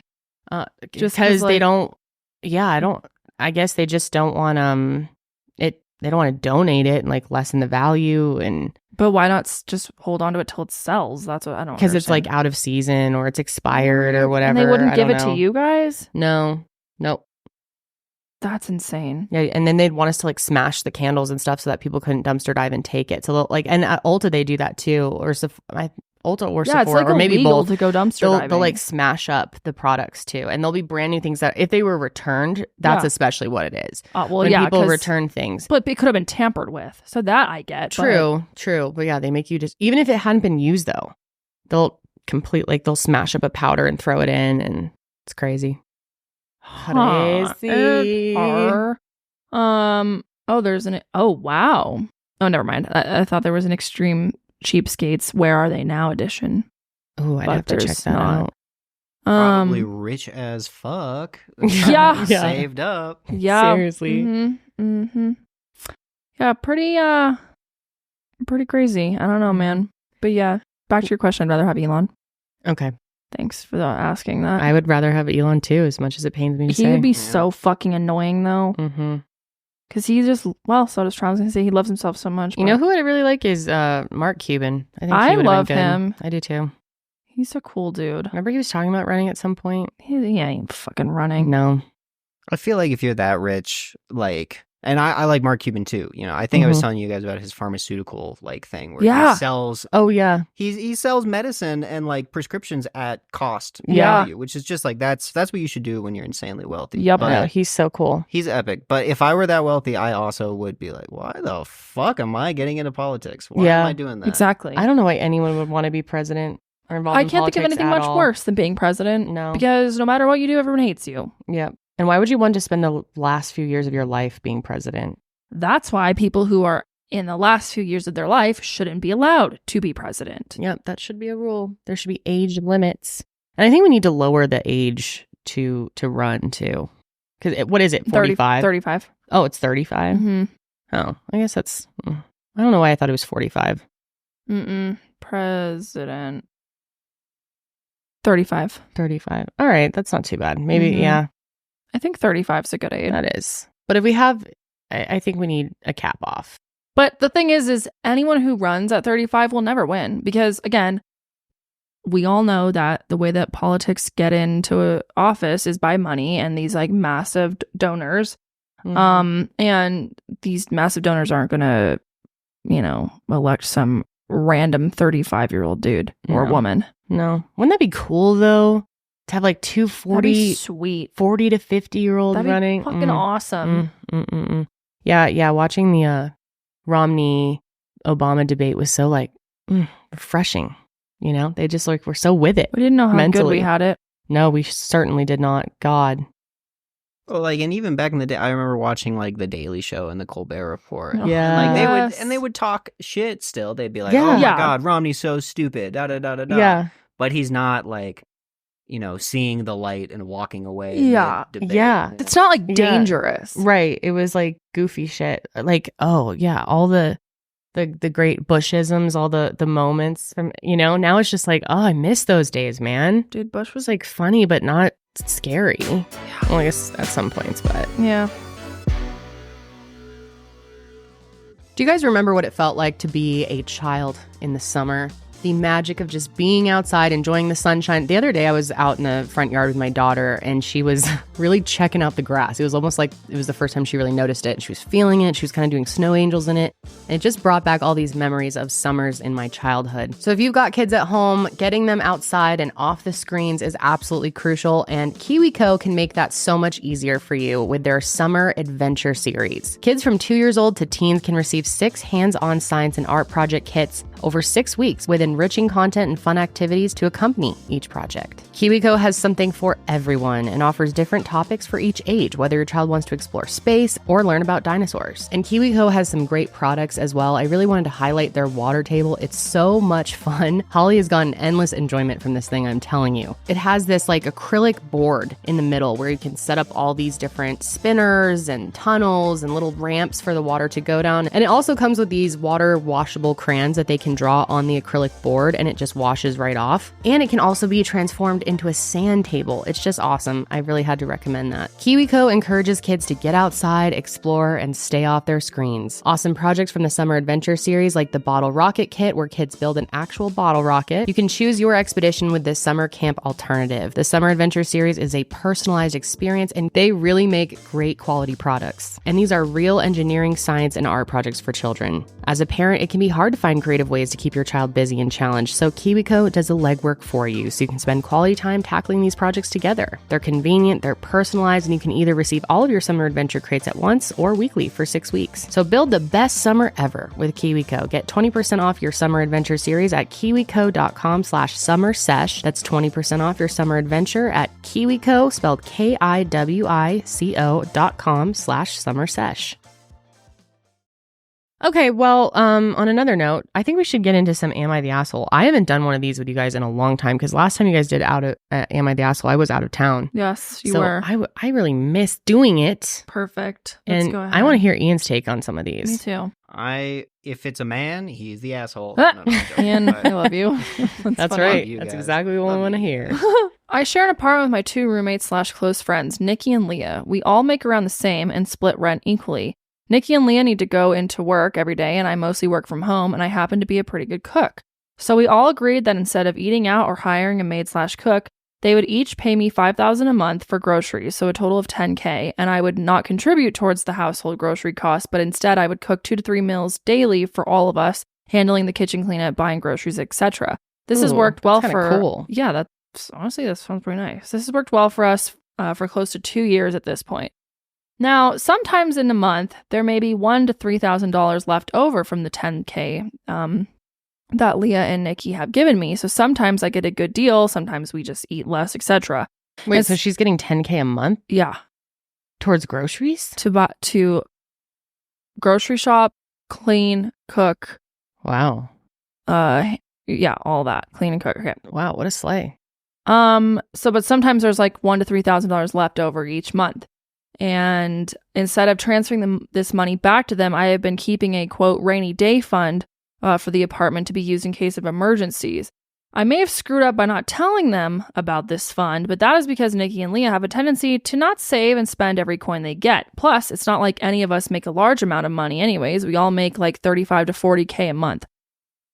Huh? What? That's a lot of money. Yeah, I'm very confused because a $10,000 budget towards like basically a personal chef. Yeah. Between 2 girls? Am I understanding that right? Nikki and Leah, and then this other person who's also a female. Okay, so 3 people are splitting 3 people. That's a lot still. And I'm confused. I'm assuming that you say between all 3 of you together, you're making $35,000 to $40,000 a month, because if each person is making $35,000 to $40,000, y'all are raking in money. That's a fuck ton of money. I bet there's pooling that amount. Yeah. Anyways, if I told them about it, anytime there is a concert or sale, they would demand it and spend it. So basically she's saying like the reason I keep any extra money is because the other 2 are crazy and we'll just spend all the money. Now, over 2 years, this fund has grown to be about $45,000. Although it isn't life-changing money, it is more than any of our monthly salaries, and as fate would have it, the rainy day arrived yesterday. I'm not very sure what happened, but from what I gather, Nikki had been trying her hand at microwave cooking, using recipes from the 5-Minute Crafts-esque video. Love those. Oh, right. Yeah, the old 5-Minute Crafts. Mm-hmm. Now, apparently this microwave completely sparked and burnt the microwave, which belonged to our landlord. Now we have to replace the same at our own cost, and it is around $12,000. What kind of microwave is $12,000? Yeah, what is going on here? You can buy a microwave for like $100. Yeah, I wonder how much our dumb fuck was. What? Our dumb fuck. Our microwave. It's named dumb fuck. Oh, dumb fuck. Yeah, we hate our microwave. I hate that microwave. It's stupid and annoying. Anyways, apparently this would cost around $12,000, and obviously Nikki will pay for it as it was her fault. Nikki started to panic as she hadn't gotten her salary yet and she is broke. I told her and Leah that it was fine and I had a fund that was about $45,000, that Nikki could use her half of it to buy a new microwave. They went ballistic and accused me of making money off them and skimming money off the top. Neither of them are talking to me. I gave them all of the money. Was I the asshole? Interesting. So basically, am I the asshole for not telling my roommates that I was secretly keeping any leftover money for a rainy day. Wow. That's kind of tough. Because at the end of the day, it is their money that they're being told it's being put towards a certain thing. And if you had it left over, I would want to know about it. I think that should have been agreed upon. I see why she was doing it, trying to. Apparently, the other two spend all their money, so they'd be fucked if that person hadn't have done it. But it's their money, and I think you gotta disclose that. I don't know. I think the fact of, like, yes, definitely disclose that you are saving some of their money. But the fact that this exact situation happened and they needed $12,000 kind of proves this person's logic. I don't know. Like, that's a good point. Something horrible happened and you actually have the money to fix it for the person who caused the problem. And that's kind of surprising that they'd be angry at her. But they'd be... Basically, she was keeping the money, even if it was for good intentions, keeping leftover money when they had no idea that was even happening. Yeah. Like, I'd be kind of fucking pissed, but... I still just can't get over a $12,000 microwave. I'm so confused I need to look by this that. up. A $12,000 microwave? Maybe it caused like $12,000 worth of damages. That's what... Oh, like burnt the wall or something? Oh, yeah. Because you can be getting a microwave for pretty cheap. I can't imagine there being a $12,000 microwave. And it's like, why not just get a cheaper replacement? You can get full-on appliances, like KitchenAid fridges for like... Are you sure it wasn't a 10,000 watt or like 1,200 watt? It says 12,000. It says 12K microwave, and that they have to use about half. They said that about half of their like reserves would go towards it. That's crazy. So I'm very confused. Is this like... I see this in pounds or something? Or euros? Yeah, maybe it's that. Well, I don't know. I just found a convection microwave for $12,357. What's the brand? Mary Chef. ES High Trend Microwave. Yeah. Okay. Well, I guess they must have had the world's nicest microwave. Mary Chef? I've never even heard of that. And she fucked it up with a 5-minute craft. That sucks. I think that's tough to say, but I don't know. I'm kind of leaning towards that should have been disclosed and agreed upon. It should have been discussed. Yeah, definitely. You were right to do it, frankly, because it happened. Yeah, but that's still something you don't fuck around with other people's money. Right. Yeah. That's what I'm saying. Yeah, that's just. And like, it does make me wonder if the rainy day had never happened. What would you have done with that money? Yeah. Would you have given it back? Or would she never have told them? Right. And then why you just stole thousands of dollars from your roommates? Yeah, and it's not really a great way to build trust. Be like, oh, surprise, I've been having all this extra. Because they're putting in $10K into the monthly food budget. That's also insane to me. $10,000 for 3 people? Like, where are these people living? I don't know. That's crazy. Just says roommates. That's a really high food budget. Because what is that, like $120,000 a year? Yeah. Towards just food and cooking? Yeah. That is nutty, bro. None of this is adding up. I'm really confused. They would each pay me $5,000 a month for groceries. And this person wasn't going to contribute to household. I thought there were 3 people that were doing that. Well, so 2 of them are paying the third person $5,000 each so that they don't have to cook or clean or grocery shop. But in return, this third person doesn't pay for anything, but they cook, clean, grocery shop. Yes. No. Okay. I thought there was a 4th person. No. So they're splitting. Wow. So $5,000 each per month on food. Mm-hmm. So maybe they really are making like $40,000 a month salary. That's what I was gonna say. Is like maybe the roommates are like Mark Cuban, fucking right? Yeah, because that's insane. That's insane. Wow. That's over $500,000 a year. And they own a $12,000 microwave. At that point, why do you have roommates? Yeah, seriously, this is all really confusing to me. And why don't you just hire a chef? Is it all in pounds or something? Maybe you're right. I don't know. I am very confused. Okay. All right. Well, so what's our final ruling? What's the verdict? I say, I don't know. I think you had good intentions. I say we go diet asshole in this one because good intentions, trying to be fiscally responsible. Sure. help the other two out in that way. And you did kind of save their asses. Yeah. But honesty is the best policy, man. Yeah, y'all are not. That's a lot of money to just be saving for a rainy day without telling anybody. Mm-hmm. Why not just like propose that to the group early on? Right. Or I guess they probably wouldn't have agreed because they want to spend it on concerts. Right. But if y'all are making that much money, then it shouldn't be that big of a deal. Do you agree, Ian? Diet asshole? I think diet asshole. The heart was in the right place, okay? Yeah, but yep. just you cannot hoard other people's money. No. I don't care. You know, you let them know. You let them know. At the end of the day, it's their money, and if they want to spend it on stupid shit and waste it and not have any reserves, then that's their right. Here's another question though: is this person working? If they're cleaning, cooking, they are and working. preparing They say 3 meals a day. They work from home. Okay. Others do not, apparently. And this person says, I mostly work from home. The other two go into work every day. And I happen to be a pretty good cook, so we all agreed. That's kind of a cool setup. It'd be really nice to have someone cooking your meals, cleaning everything 3 times a day. Yeah, I'd like one of my best friends to be my butler. Right? That would be Sounds cool. fucking That'd awesome. be sweet. But not for $5,000 a month. That's crazy. No, hell no. Good God. If I had a shit ton of money, I would have a private chef. Yeah, that'd be a sleigh. Or like, Mm-hmm. yeah, no, I'd have a private chef. I'd agree. I think we had talked about that before. Would you rather have a private chef or a chauffeur? I'd rather have a private chef. I agree. Private chef. And I like cooking. And I'm actually pretty good at it. And I do like it. But something about not having to do anything about it. Like, one of my favorite things in the world is eating out. So if I could just, in theory, have someone serve me food every day, I would 100% want to do that. And it would make it really easy to eat healthy. Exactly. You know? Exactly. Like nutritious, balanced meals. Yeah. Like someone who's educated in nutrition. And can make it taste delicious. What about you, Ian? Private chef or chauffeur? I'd go private chef, but if there was a third option, I'd pick live-in therapist. Someone when I'm just like spiraling to be like, I'm not the asshole, right? And then they'd be like, no, or maybe, but consider your actions. Like a therapist that lives in the closet. You just bring them out whenever they don't get their own room. Well, you make the closet nice for them.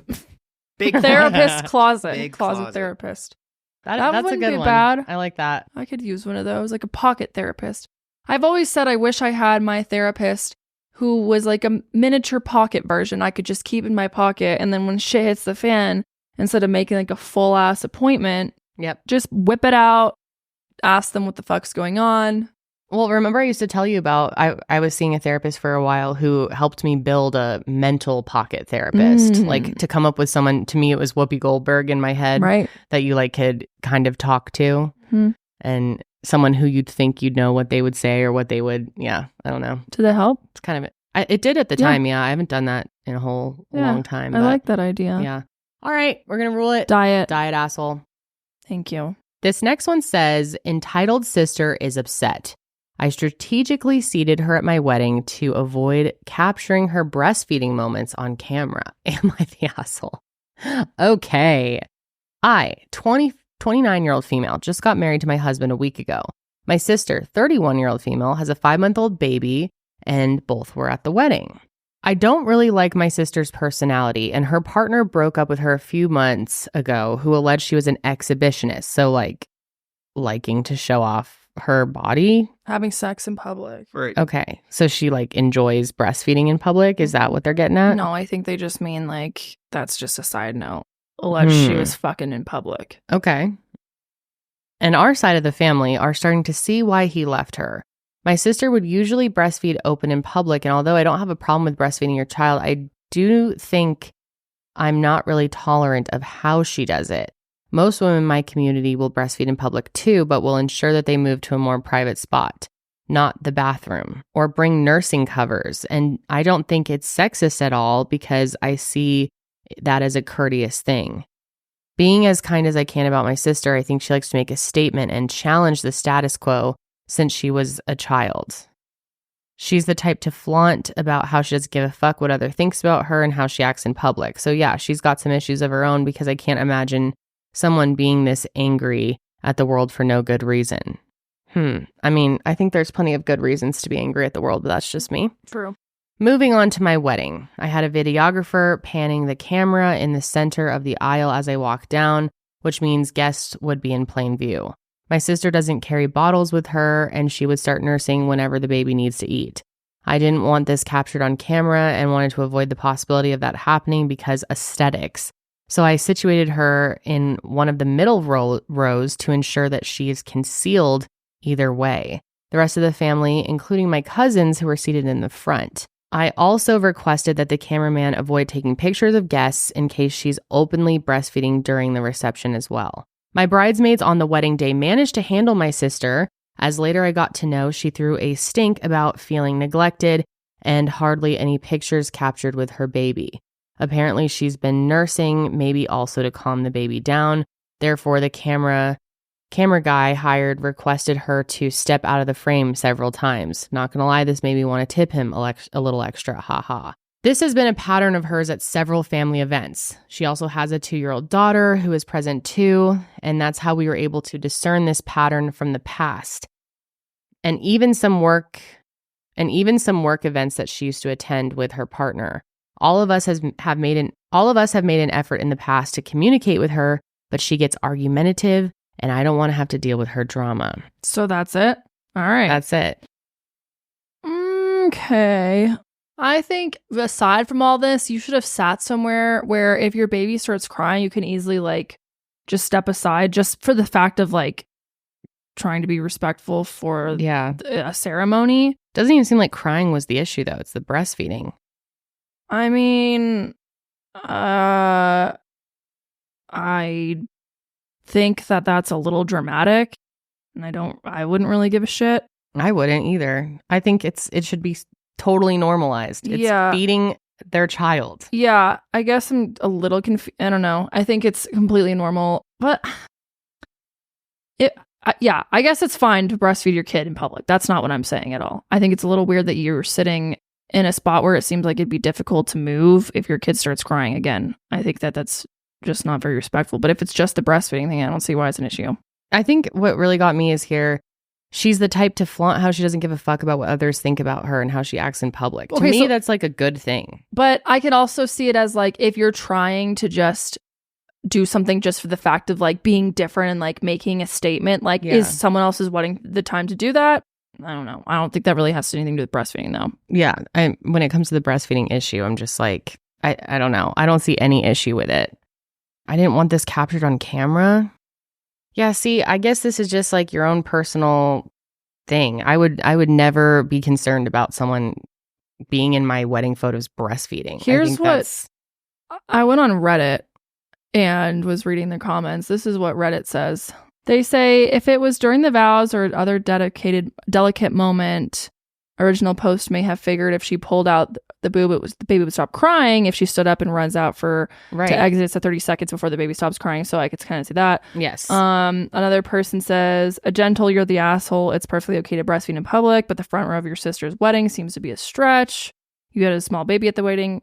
You should have sat near the back so you could have taken the baby out if they started crying for whatever reason.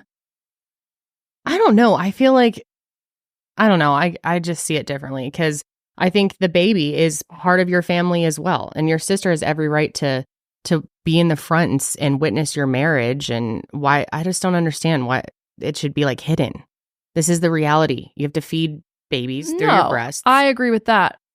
I could see how if the baby started screaming though, wouldn't you try and mitigate that? Yeah, by breastfeeding it. Right. Yeah, no, I agree with that. I do agree with that. Let's see. Another person says, I'm a lactation consultant and I don't even care if people cover up to breastfeed, but front row of a wedding with a baby is insensitive, they say. It's a special day and you are in the video and likely pictures too. Okay. I guess it's just personal preference. To me, it's the baby's part of the family, should be there, I don't think you should have to worry about inconveniencing the world because you have a child and have to feed them. I don't know. Maybe I'm not understanding this. Yeah, I'm kind of confused. Someone says, see, that it isn't the breastfeeding itself that was a problem. It was just the place and she chose to feed the baby, that is. Okay. Everyone's very split on here. I think the videographer is a major asshole here. Oh, okay. I know the breastfeeding can take some time, but why the absolute fuck did that include that pan? if the ceremony was so long, surely they had others, or just don't show the pan without checking with, I don't know what this person's talking about. I 100% agree here. Gentle, you're the asshole. And my siblings get married, and if I have a baby that I would breastfeed, I would confirm with my siblings first to see what they think. At my own wedding, I wouldn't care if someone was breastfeeding in the front of the row or any row. Yeah, that's how I think it's a personal preference. I do too. So maybe you should have talked, I don't know. I guess if you really care that much, then maybe talk to your sibling about it. I don't really see the issue, but I guess everyone has their own opinion. Yeah. Oh, someone says, you're the asshole for ruining her wedding video. By breastfeeding in it? How does that ruin anything? Isn't it supposed to capture your family in the way that it is? Yeah, I think that's all, again, personal preference. I think some people are like a lot more particular about how their video turns out. You know what I mean? Versus others are like, oh, I just wanted there to see my family's reaction and whatever. Whereas some I think are a lot more concerned about the aesthetics. I don't know, man. I think this is kind of goofy as fuck, to be honest. I do too. With you. It seems like such a non-issue to me. Yeah, I'm like, out of all the things to be weird about, I don't know. Again, I just go back to that sentence of like, she's that type of person who doesn't give a fuck. And I'm like, that's just who she is. I don't see anything wrong with being that way. I think that's how society should be. That's my opinion. But some people says not the asshole. I feel like it'd be funny anecdote to have my sister breastfeeding in my wedding video.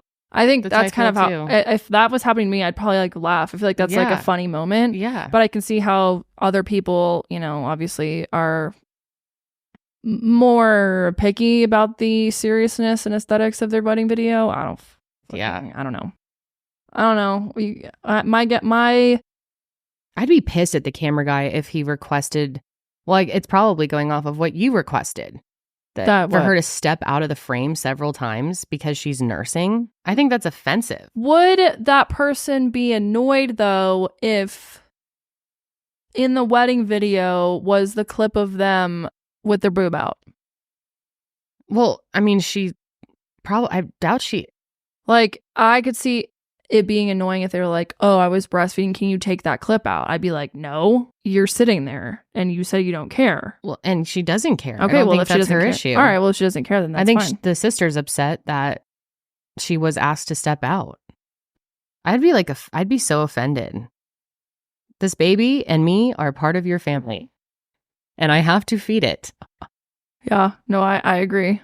I don't get it. I just think it goes back. Yeah, Ian, what's up? Well, no, I just think it's like, it's fucking, I keep seeing posts and shit about people being like, no kids allowed, da da da. And it's just like, I feel like a lot of adults, especially our age, for whatever reason, like hate children.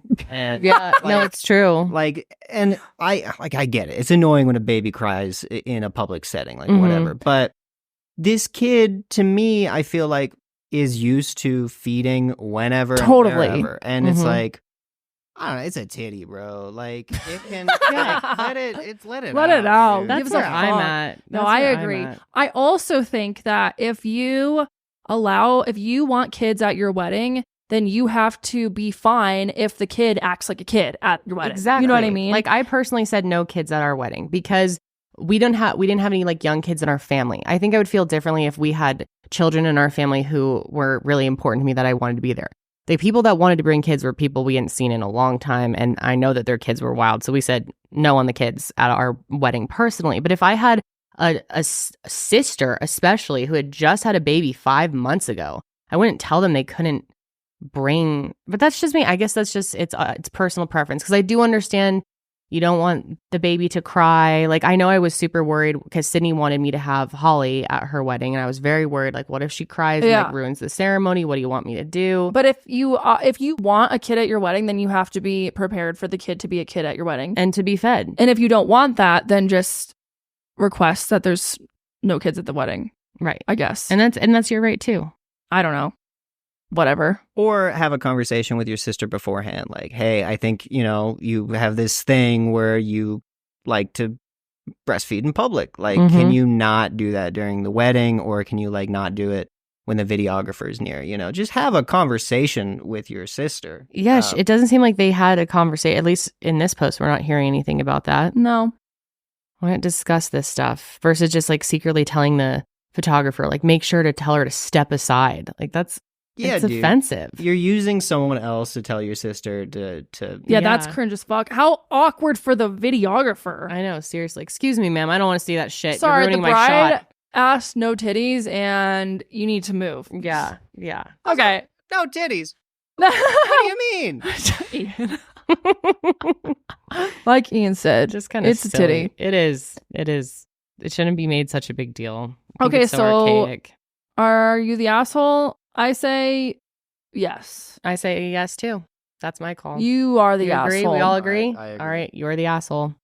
Let Ding, your sister's ding. titty fly. Let the titties out. Free the nipple. Okay. Am I the asshole for telling my husband I don't like having sex with him? My husband and I have been married for 5 years and have 2 kids together, 4 and 2. When I first had the children, I knew that our sex life would probably take a dive, and I was okay with that. Now that the younger one is a toddler, he doesn't need as much care at night since he sleeps through the night. I was having a conversation with my husband about our sex life and how I'm not happy with it. He agreed that he was unhappy as well and that we should make an effort to do it more. He said that talking about it is hard for him, but he knows he needs to do it in order to fix the issue. While we are talking, I said something along the lines of, well, it's not that enjoyable for me. You stick it in dry and it's very uncomfortable for me. I even bleed sometimes. Jesus. Oh my God. Ow. Girl, get some lube. He looked at me and said, I know. I just don't like foreplay. I don't like doing it at all. Dude. Bro. Big red flag. I think I was stunned that he said something like that. It's like it confirmed that he doesn't care about me and my feelings and pleasure at all. So then I said, well, I don't really enjoy having sex, honestly. It isn't great for me. And he got upset. He shut down and wouldn't talk to me for a while. I don't think I was being a jerk or anything, but he disagreed. Am I the asshole here? Absolutely not. Absolutely not. Bro, He is the asshole 100%. if someone was straight up like, I hate foreplay. Yeah, I just stick it in dry. Big no. Big no. Ow. Yeah, that's... No, you're not the asshole for telling your husband you don't like having sex with him. And it sounds like he doesn't really have to like having sex with you. So maybe you guys need to go to therapy. Or get divorced. Yeah. Well, maybe try other options first. But if you're really that unhappy... I mean, I'm just saying that because I don't know what the rest of their relationship is like. This is purely about their sex life. They could have a great marriage outside of that. But sex is a big part. I'm going to say, though, it's not just about their sex life. Because if it was just about their sex life, when she said X, he wouldn't have replied, well, I don't like foreplay. And I don't give a shit if it hurts or you don't like it. And okay, good point. And then she was like, well, I don't like having sex because of that. And then he got pissed off. Yeah. That tells me a lot more than just there's something wrong with your sex life. Yep. And like she said, it confirms that he doesn't care about me and my feelings and pleasure at all. So yeah, maybe. And you're being a little bitch. Mm-hmm. Learn to fucking... I know. Put in the work. Learn to put in the fucking work. And foreplay starts in the morning. Huh?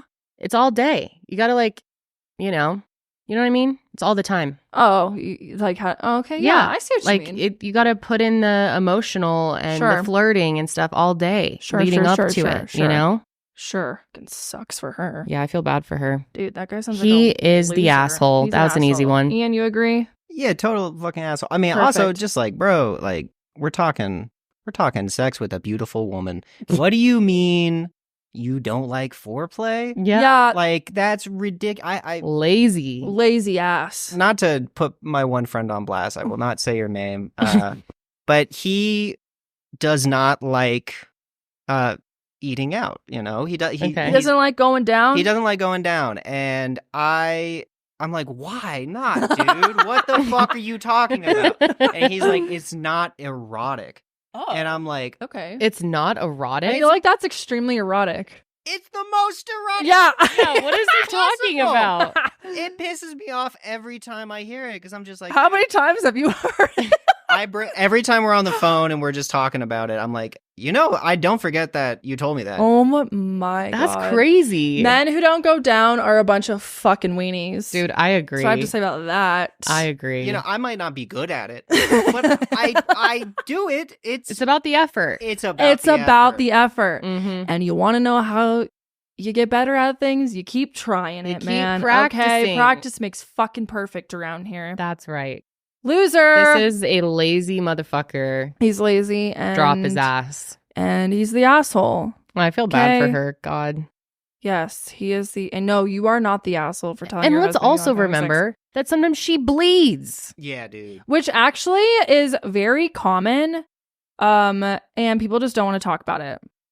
Because it's like... Because it's like embarrassing. People are like, oh, what's wrong with me? But painful sex is very common, especially for women. Yes, in general. Yeah. Yeah. So, but from lack of foreplay too. Yeah, because you're not ready to just no. Okay. Anyways. This guy's a real fucking loser. So yeah, you're not the asshole. Not the asshole. Husband is asshole. Am I the asshole because I went on my honeymoon without my brand new wife since she had, in quotations, to take care of her sister? I just got married. My wife, Tanya, basically raised her sister, Marie, after their mom passed away. Even after their dad remarried, Tanya and her sister were more mom and daughter than sisters. Okay. Marie got married last year and she got pregnant right away. No, not before. They figured they got pregnant on their honeymoon. Okay.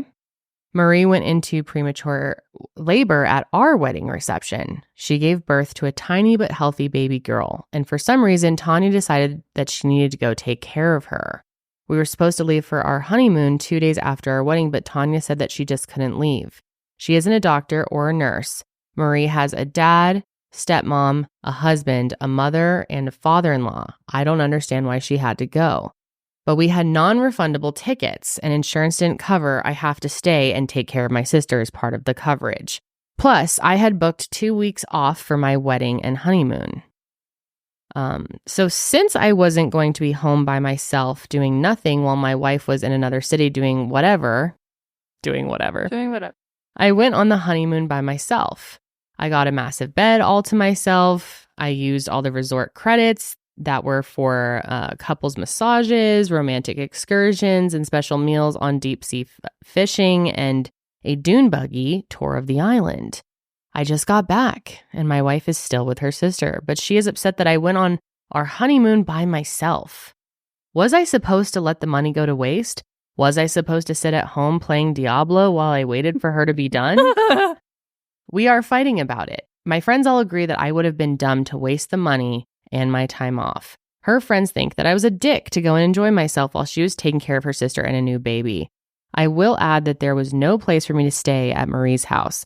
Tanya is sleeping in the nursery since the baby is in the NICU. Interesting. Okay. What are our first thoughts here? Anyone want to kick it off?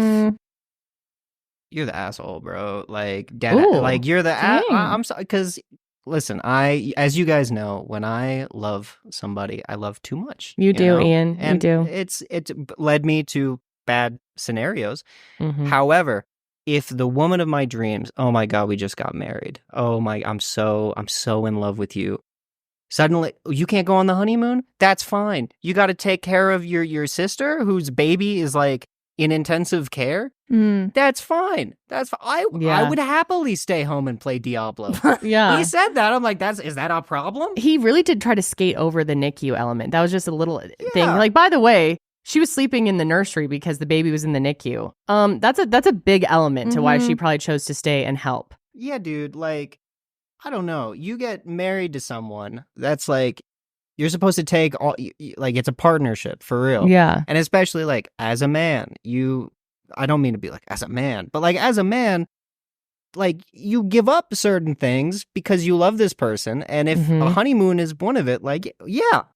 It's not a honeymoon if you go on it by yourself. Like, the point of a honeymoon is to spend it with the person you love.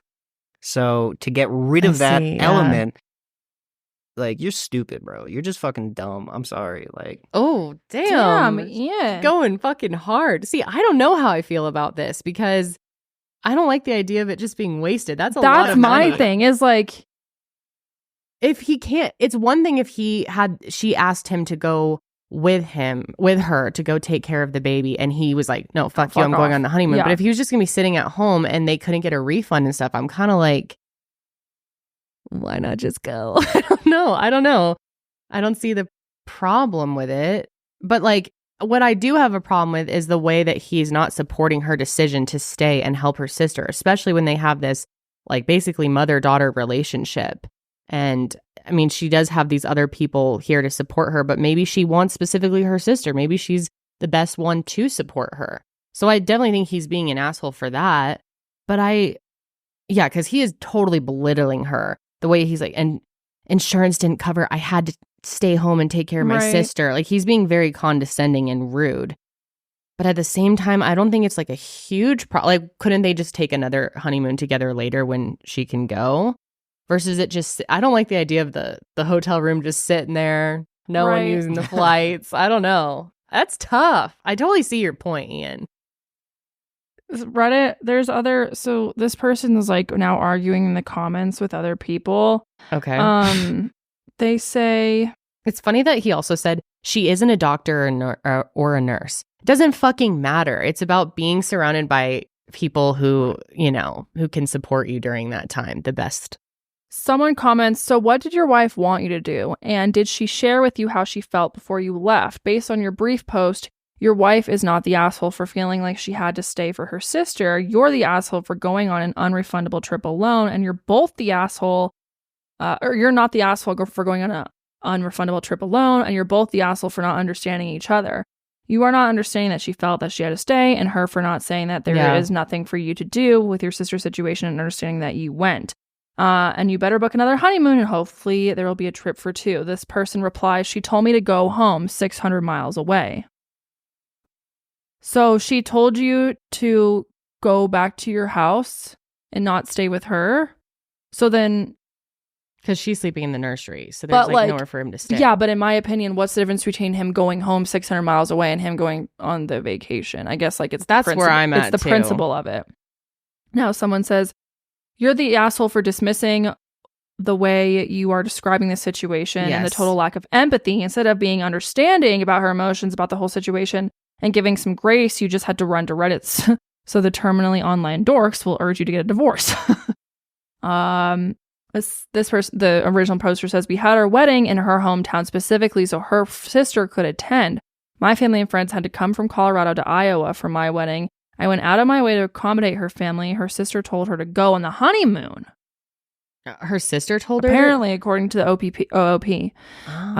What's OOP? The like original online poster. Oh, okay. Like the person who actually posted this. Gotcha. I don't know anything about Reddit.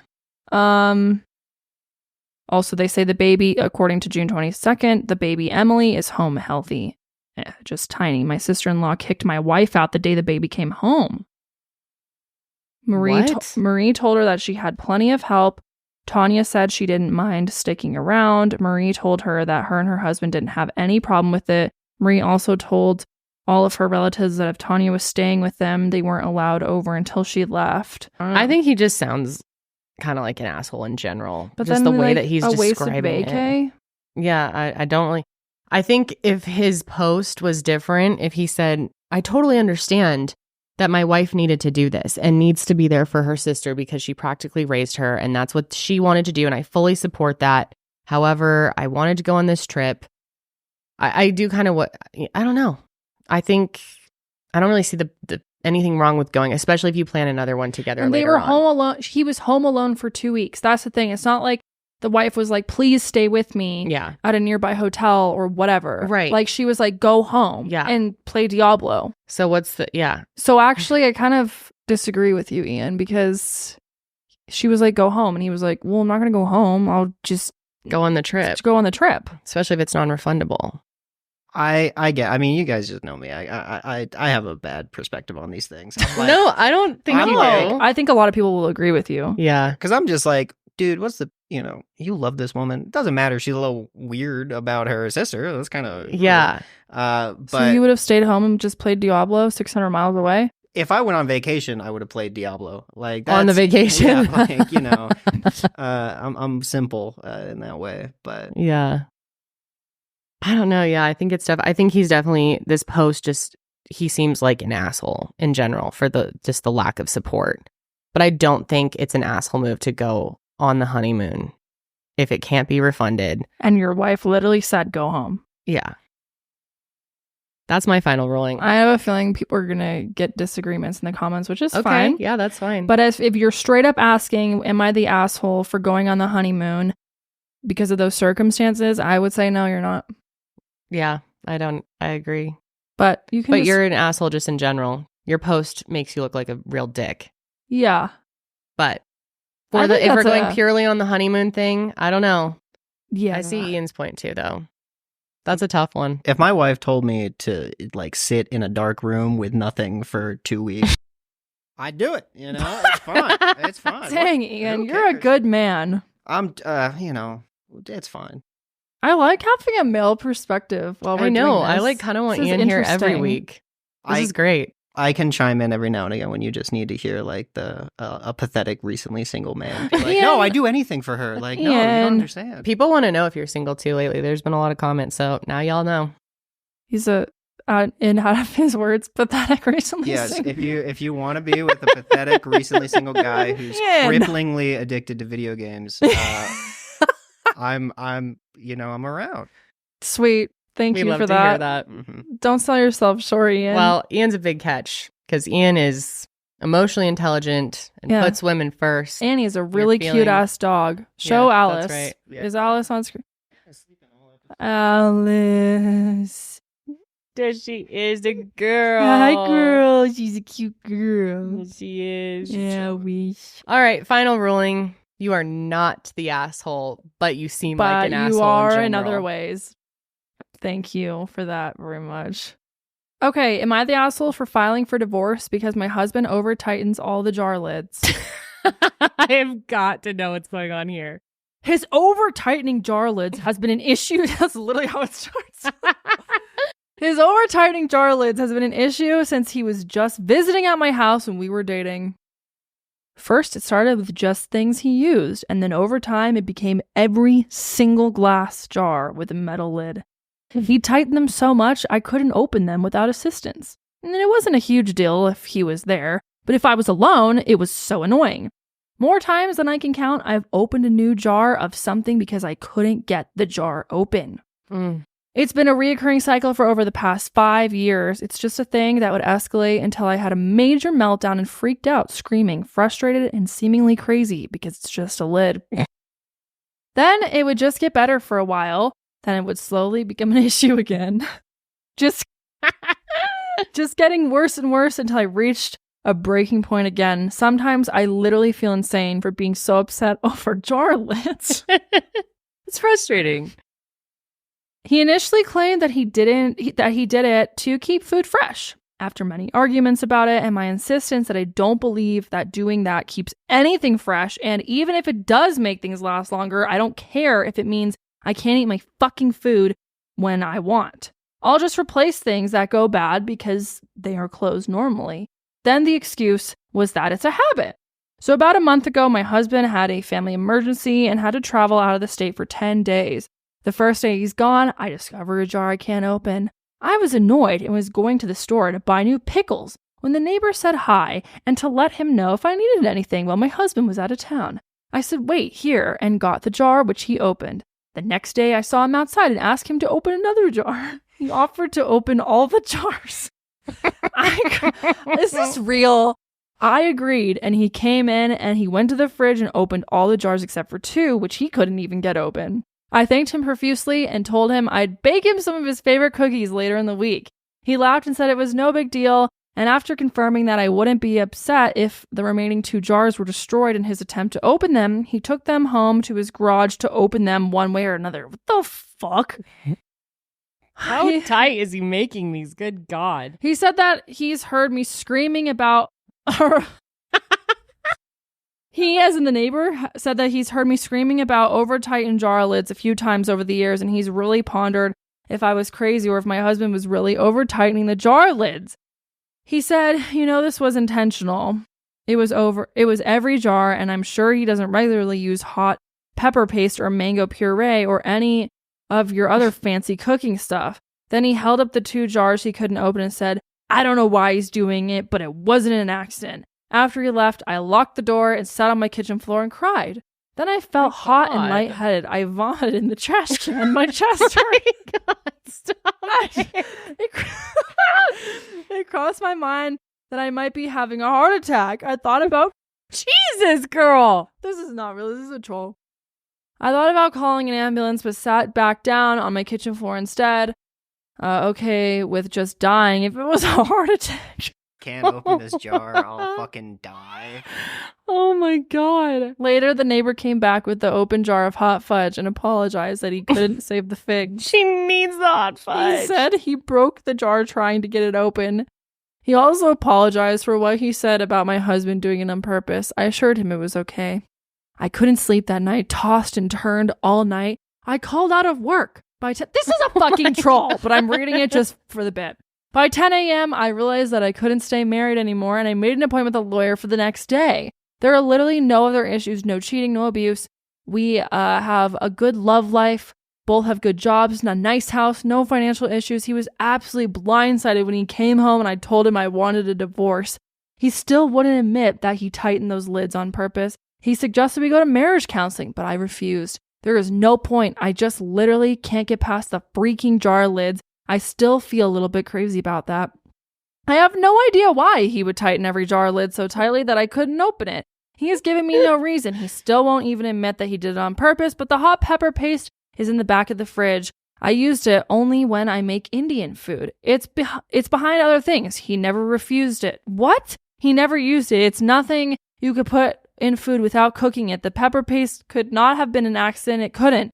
Maybe he put mango puree on his toast or in his oatmeal, but the pepper paste couldn't have been an accident. That's what my life has come down to. Oh my I'm getting a divorce because the lid to my hot pepper paste was over tightened. If I had been every jar except that one, I could try. I could have used a sliver of doubt. I could do something else, but I just can't get past the hot pepper paste. Most of our friends and family think either I'm crazy or an asshole. What do you think? Okay, first of all, I'm with you. I think this could be a troll, but maybe not. I'm I don't know. So tired. There's so much detail. The pepper paste and the... I'm so tired from reading that. It was like a novel. And the neighbor. Damn. I mean, I get it. It's frustrating. Josh really over tightens our lids. I don't know. It like always annoys me. But what I don't understand too is she's like, I had to go get another jar. Don't they come as tight as possible? Like when you first get pickles. Right? Apparently Can you not. tighten them tighter than how they came? But that's why they went and got another jar. So that's what I'm saying. What you mean. Like, yeah, I don't know. And she needs to learn the tricks for opening a jar. Smack thing. Yes, that's. I always get the knife sharpener, and then whack it all around, and it pops right the fuck off. Yeah. Girl, I gotta agree. This is a bit over the fucking top. So we're asking if this is a troll or not. The top comment on Reddit says, "This is so bizarre, I believe it." Yeah, maybe it is. Yeah, to go on and on. I mean, it's so long. It's a lot of work, but trolls will put in work. Why don't you just get a fridge of your own and put all your jars in it, and then he can't have it? Or why don't you guys go to counseling and make an agreement that he doesn't touch the jars anymore, or he just doesn't? Why does he need to do them so tight? Why do they have so many fucking jars? Yeah, I know. Everything's jarred. She needs the hot fudge. She needs the pepper paste and the pickles. Get a jar opener. Yeah. They have those, right? Yeah. Yeah, they have those. Yeah. Are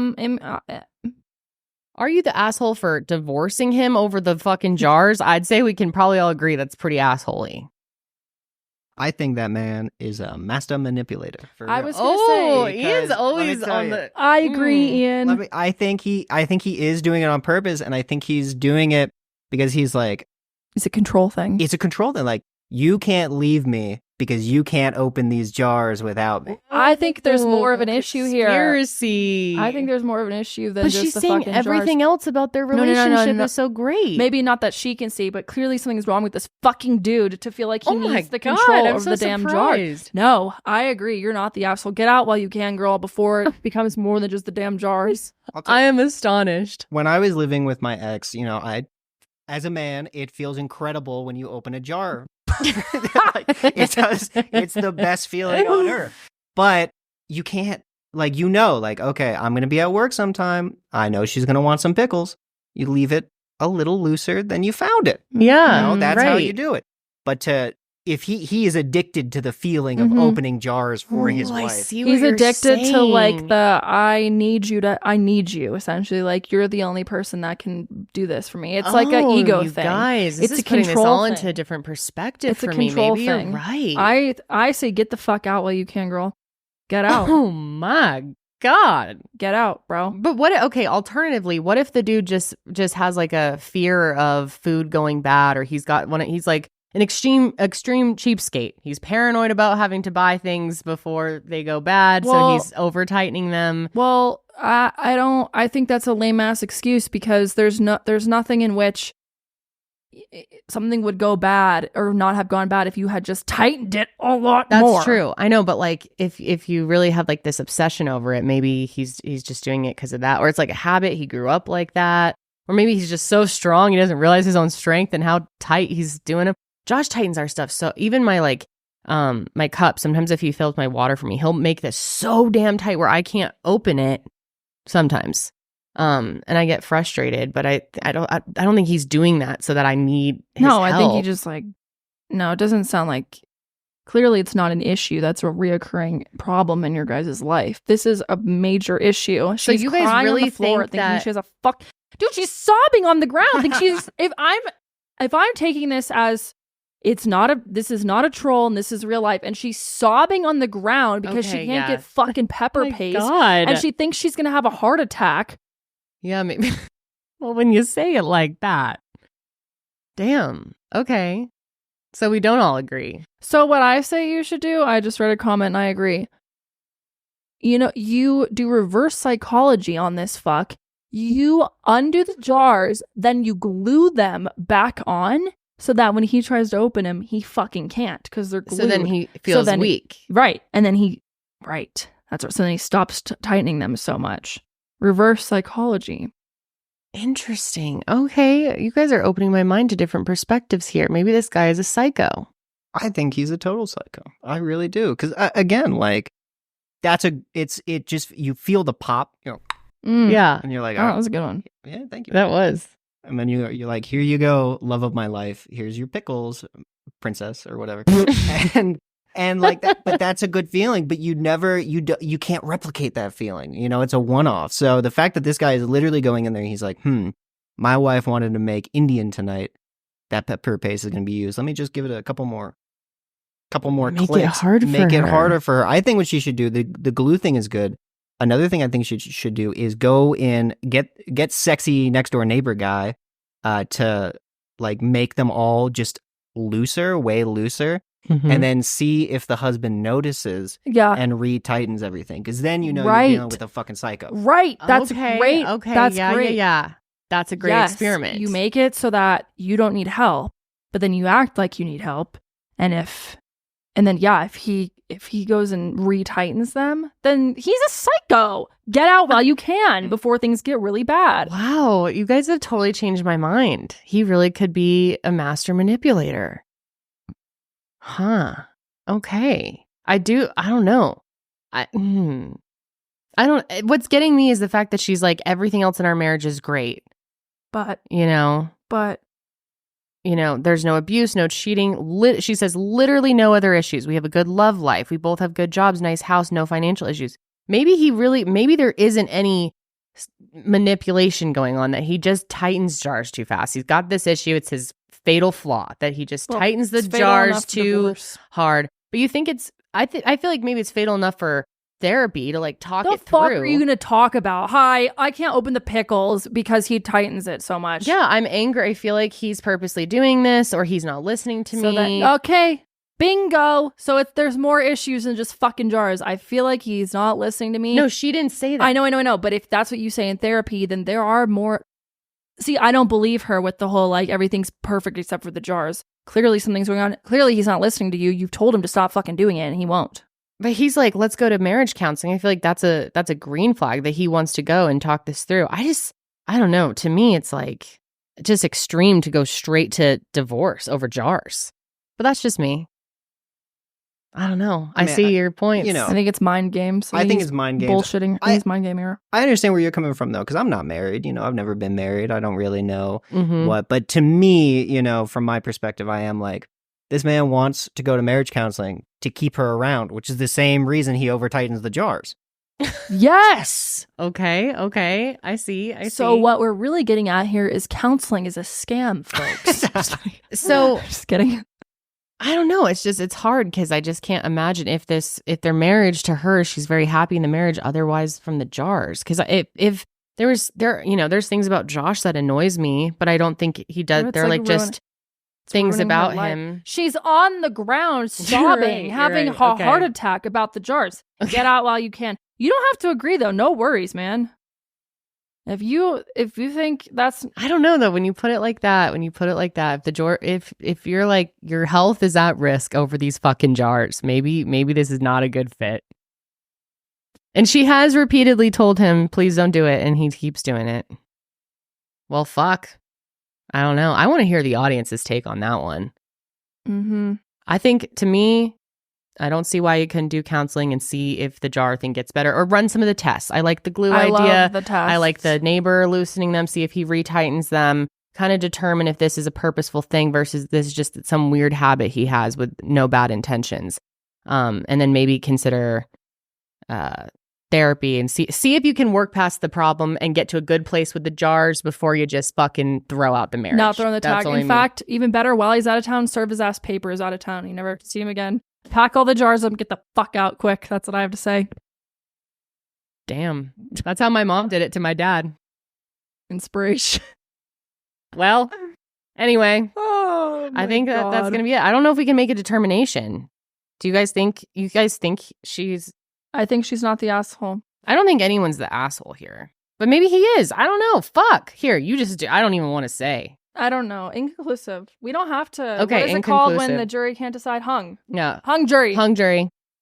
We'll have to leave it up to you guys out there to decide on that one. Yeah, let's see the top comments on the jars. If you see other people's opinions you agree with on the jars, give them a thumbs up. We can see what the general consensus is. Someone says, no, you're not getting a divorce because of the jars. You're getting a divorce because your husband is gaslighting you for sport. Wow. I would have never seen it that way. Case closed. Maybe. All right. Well, that felt good. This has been a great episode. I really loved having Ian here. I don't know, man. I think you might need to come on more. I thought you were going to say, I don't know, man. I think maybe you need to replace Karelly. I was like, whoa. Bro. No, like a third seat. Yeah, that could be really good. I love queening out with you guys.